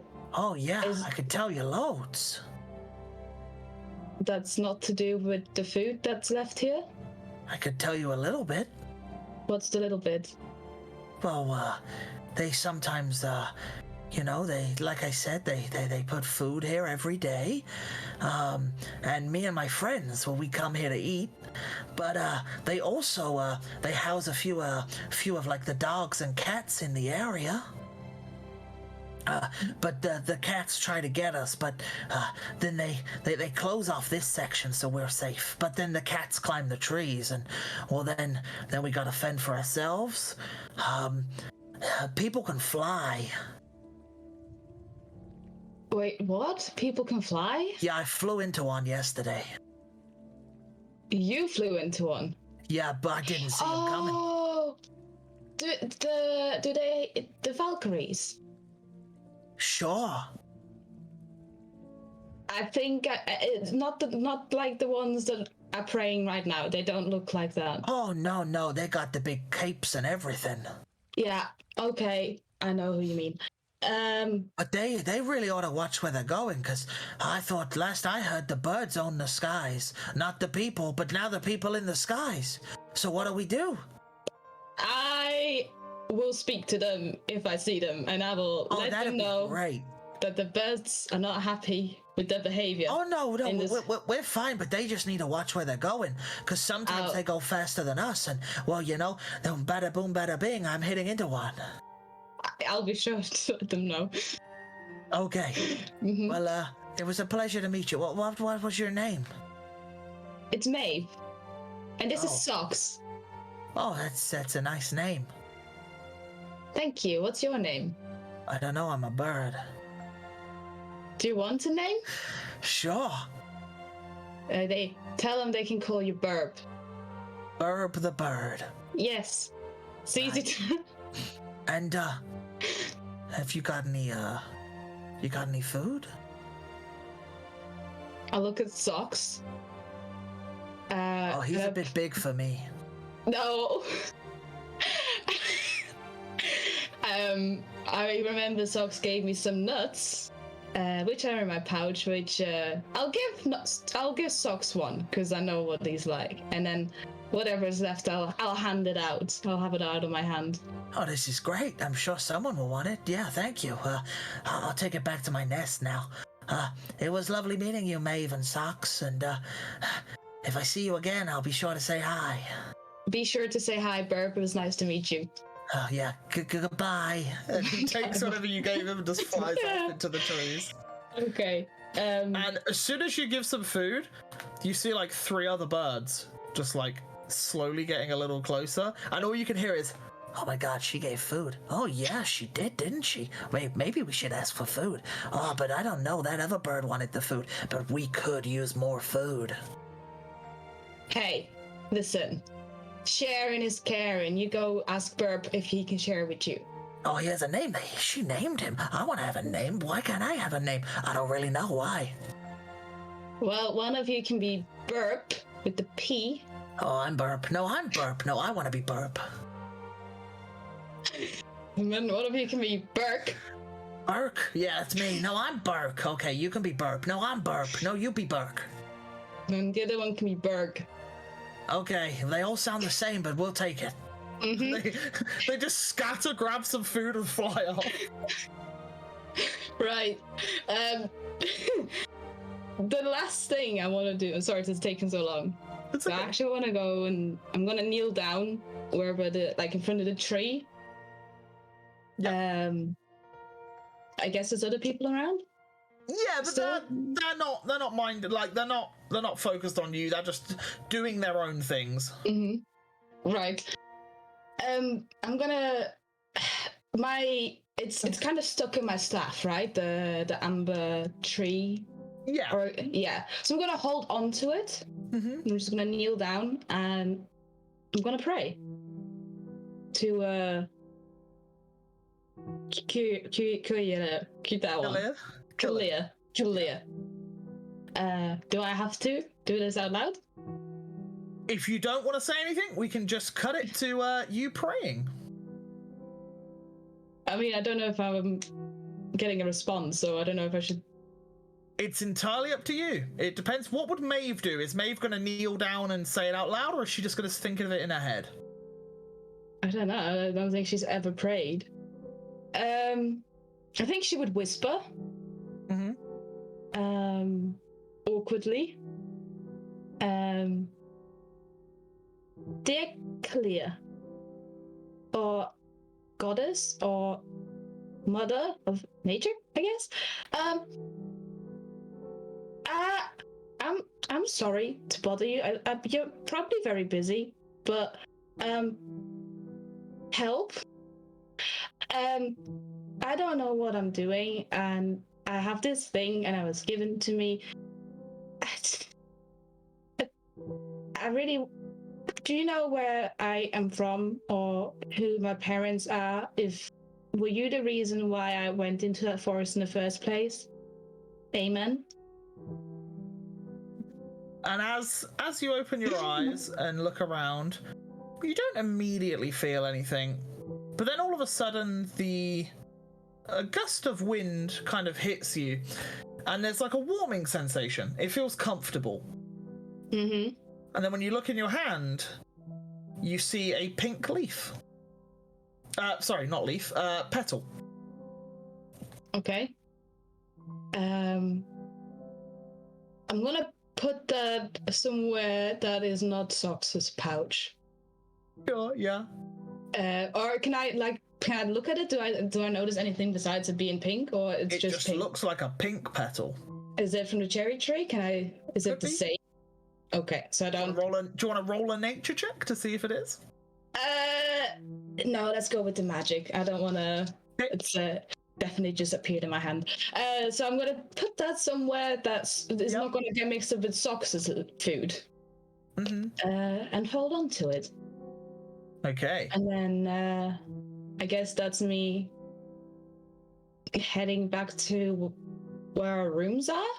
Sure, yeah, as you start making your way there, we will cut to Arcturus. Arcturus, as you get to the library, you see before you, like I said before, there is a two-story building, and the top floor is just completely glass around the edges. There's a roof to it, but it's like a glass all the way around the edge, and you can just see into it, and there's a couple of people up there, but yeah, it looks like a pretty stacked library. And yeah, you walk on in, and as you do, there is a reception area, and behind the reception area you can see a elderly man stood there awaiting for you to approach. Sorry, I had to say something to Lan. That's okay. What was your last sentence? Yeah, there's an elderly man stood behind the counter, just kind of like looking at you as you start approaching the counter. Yeah. Good day, my good sir. I am looking for a specific set of books on the matter of temporal manipulation and magic. Oh, magics? We have very limited magic. I can take you to the arcane library. There's one or two shelves of books here in this section. By all means, you can take a look. Really, it's the Tri-Spires that you'd probably want for more in-depth magics, but I can show you what we've got. Probably, that would be fantastic. Also, do you happen to have any history books on certain artifacts and orbs from ancient deities? Oh, any specifically? Or specifically a orb of eternal fire? Let me make him roll a check to see if he would know, because I don't think he would. Do that. I'll do it to GM, so you don't know. Oh, he rolled pretty high. It doesn't ring any bells, to be honest. Orb of Eternal... Is it magical in nature, yes? It has a magical nature of it, yes. Oh, wait. Let me just, cat, shut up. There we go. Also, do you have some animals rocking around here? Yes, my cat, Mittens. It's just over there. He's playing with his favorite toy. Oh, bless you, cat. He's lovely. Oh, he answered. It's a very responsive cat. Yes, tell me about it. But yes, follow me to the arcade section. Like I said, there's a limited Mittens. Come along then, and he leads you to the arcade library. In this public library, there is only a small section because most of it is in the Tri-Spires. But yeah, you can take a sit down. Why don't you roll me a investigation check? Let's see if you can find a book relating to it. I see. Investigation. Not really. 9. Yeah, you're going through the books and you find one about the elemental planes, which is probably the most interesting of the books that you find, because the rest is quite mundane magic. Like it talks about how they illuminate the city streets with the enchantment magics that they use. It's very basic, sort of like dancing lights, sort of, and light cantrips, which they've infused into items which allow them to glow. But yeah, the one that you find the most interesting is a book on the elemental planes, and it talks about the languages that are linked to that being primordial, and how that the primordial language can be used to speak in all the languages, like Auran, in Ignis, and the other various languages. It also speaks of the deities, which happen to be of the four elemental planes, and it does speak of the Titans very briefly. One of which you probably already knew of, which is the Titan of Fire, which I believe, just double checking, is Nova. And you know Nova to have been a huge fiery entity. And this extract talks about how he created magical artifacts for his followers, and his children, which at the time, hundreds and thousands of years ago, were when the Genasi first came about. And it talks about how he gave them gifts so that they were able to excel in life in the material plane. This may link to the artifact that you're specifically after, being the Orb of Eternal Fire.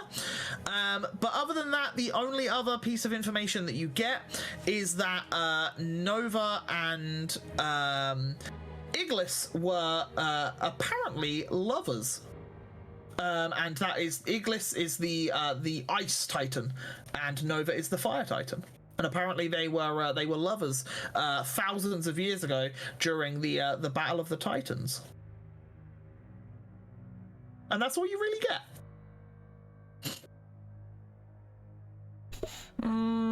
Okay. So, would you recommend the library at the Mages Guild, the Tri-Spires, to have more information on the subject that I seek? Oh, yes, if it's magical in nature. Like I said, this is more of a history book, this one here, of the planes, and of what they recorded of the Titans then. If you're specifically after magical stuff, it would be the Tri-Spires. Now, to get entry to that, you would have to enroll yourself, or you would have to seek to get a guest pass with another member of the Tri-Spires who already has standing within them. Yeah, so luckily I have already taken care of that, but I was just wondering about what you have lying around. And as a matter of fact, it is quite useful, so thank you so much for that. Oh, well, I am very glad to be of service. So I will leave you to your work, because I have the information that I wanted, and I will trouble you no further. Yes, I must go round up my cat. And might be for the best. Yeah, thank you. He wanders off. Mittens. As he's like walking around the library. And also, before I go back or go another way, I would also like, because I am in the neighborhood, visit the shop we passed by when we went to the Tri-Spire, where they make those little ornaments of oak. And I want to buy one. Right, okay, let me have a little look. Which one was it? It would have been... wouldn't have been that one. You went past that shop. Oh, you went past the florist. Do you mean that one? Yeah, the florist, yeah. Okay. Yeah. You can find a vase-like wood-carved ornament, and when you walk on inside, yeah, you see a very well-dressed. When I finally find it, that's a furniture shop, not a florist. There it is. Yeah, you see a very well-dressed half-orc woman who is currently in the process of carving a what looks to be like a rat holding up a pot, and she has a very small plant that she was looking to put into it, and she's carving that. And as you walk in, she's like, "Oh, hello there. Are you all right there, friend?" Thank you so much. I am looking for a present for a dear friend of mine. Ah, well, what sort of present would that be? Well, I don't know her that much, but what I do know is that she likes oak very, very much. Would you happen to have any oaken pots with maybe a little growing oak inside of it? Well, yeah, of course, we can definitely find one for you. It's more of a decorative piece, but if you wish to put an oak tree inside of it, that'd be a bit strange. But by all means, if you wish to. Oh, only if it's a small tree. It can grow into a big tree eventually, but just a small one will do. Very well. I'll go get you one. And yeah, she brings out an oaken pot, and on the carvings you can see like flowers all around it. It's quite nice in all fairness, but you're buying it as more of a gimmick. And she puts it on the table. She's like, yes, that'll be 1 silver. It's much obliged. Brilliant. Well, thank you very much. And have a splendid day. Thank you so much. Good day to you. Thank you. Bye. And yeah, you leave. And I think that is where we will wrap up because we've gone on a little longer than usual. But yeah, you guys are in the city. We've got certain people being followed and hunted down. We've got some people buying some things, some people finding information out. So it's all good. But we will be back next week. For some more, and hopefully we will maybe uncover some more, and maybe Shion will finally speak to her dad after him thinking she'd be dead for a little while. So yeah, awesome. Right, let's go round the room. Let's go directly below me. Eagle, take it away. Oh, how's everyone doing? My name is Eagle, and I play Andros in the campaign. You can find me over the Eagle Outlaw, where tomorrow I'll be doing a 12-hour stream, and then something fun going on Sunday. I will not say yet. I'm gonna leave that to another person. But yes, cool. Yep, I'm being followed. Brilliant. And below Eagle, we have Lam. Lam, take it away. Hello, my name is Lam. If you want to see more of Mikan, well, he's gone now, but he's not meowing anymore. Yes, so follow us on Team Logic NL, because he is known to disturb streams quite a lot, particularly when he wants attention. We haven't given him any attention in the last 3 hours, so yeah. We stream Mondays, Tuesdays, like tons of variety. Come check us out. Usually in the morning. It's great fun. And cat. The cat does not disturb. It only entertains. It's a real Tim. Yep. Real Tim. Yep. So yeah, and below Lan we have Smitty. Smitty, take it away.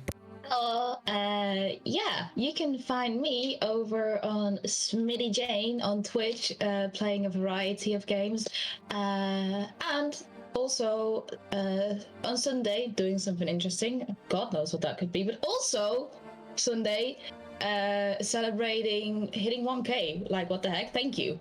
So that's another thing that we're doing. And otherwise, you can find me over on Fridays or in any of these guys' channels if I'm not working or sleeping or eating. Awesome. And the other side of the room, we have Zeb. Zeb, take it away. Yeah, I'm Agent Zeb. I'm finally back to streaming starting Monday evening. Gonna play more Wilderness, gonna play more Witcher, gonna play more Tomb Raider, and most likely gonna start playing some No Man's Sky. So yeah, I'm looking forward to it. I hope everyone else does too. Fantastic. And above Zeb, we have Creed. Creed, take it away. Hi, it's Guildmaster Creed. I fucking suck at these introductions, but you can follow me on Twitch, or every now and then dabbling in each one of these guys' channels. I just finished Mass Effect 1 last night and plan to finish the other games and then move on to other things we'll see. But I also gonna go back to Apex and then hit Masters. Definitely a thing I'm gonna do. Not gonna happen. It's not gonna happen. But anyway, above he can try. Above Creed, we have Tim. Tim, take it away. Yeah, thank you. I was going to say something very funny, but then I heard Contessa or Creed saying that he's going to hit Masters, so that's funny enough. So, but I'm rooting for you. But guys, my name is Tim. I am the male half of Team Logic NL, and you can find me, of course, at the Team Logic NL channel when I'm not streaming on the Natural Havoc channel. We will be back tomorrow with the third episode of was it the third? The fourth episode of Pokemon. The new version, Diamond and Pearl. And yeah, most of the time variety games, also into RimWorld, a lot of fun. So yeah, catch me there, and otherwise here on the channel. And if you want more fun, check the cat. Yeah, definitely check the cat out. We are, yeah, and that's pretty much it. I am the Onion Soup. You. I'm doing me, don't worry. I said we and I meant me, but you know, me, I am the Onion Soup. I do the streaming thing sometimes, and yeah, mediocre content. I'm not streaming for the rest of this week, which is a bit of a shame because I'm away on a drinking weekend for a friend's birthday. So I'm gonna get very drunk this weekend and have a great time. But yeah, I'll be back on Monday. I think I'm starting my Pokemon Shining Pearl Nuzlocke, I think is what I'm doing on Monday. So that should be fun, right? Should be pretty cool. Yeah, it should be pretty cool. But yeah, and then next week I will be doing the not D&D. Well, yeah, D&D things. But next week is the last official campaign session before Christmas. Because the 10th we are not doing a session because unfortunately I'm away, and I think we're doing a Talking Havoc? Question mark. And then the week after that, which is the 17th, we will be doing a Christmas one-shot, which is going to be a lot of fun. We're going to have a complete mess around. It's not serious. We're all going to be like gnomes in Santa's workshop, something like that. It'll be a load of fun. It's just a laugh. It's going to be a joke, nothing serious. And it most likely will not be canon because Santa... Yeah.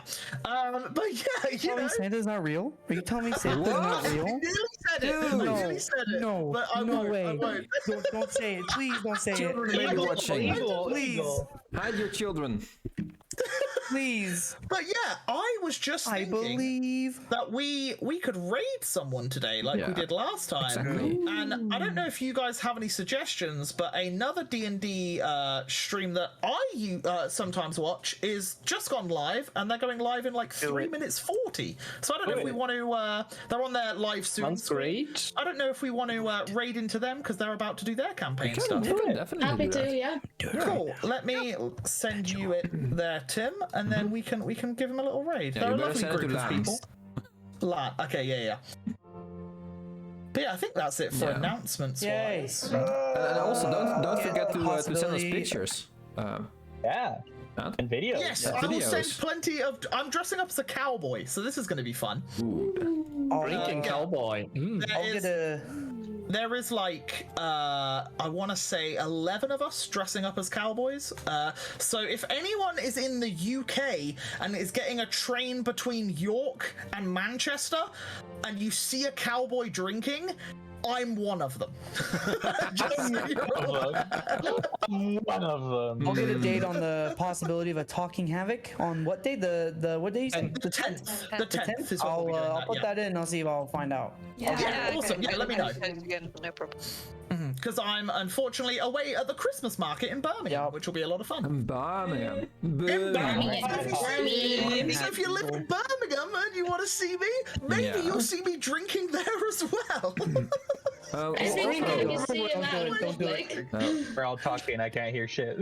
Yeah, but yeah, that's awesome. I think we're gonna raid out to these lovely people. They're starting their stream in literally 2 minutes, so if we raid out into them, that'll be lovely, so that they can, we can say hi and that sort of thing. Say hi and So we can awesome. start. Yep. I'm gonna start a raid. Guys, spam them hype, spam them love. Yeah, spam the hype. And then we're gonna we will send them see you some advantage. love. See you all next week. Take care. Goodbye. And we'll find out who's See you next following. time. Bye bye. Bye.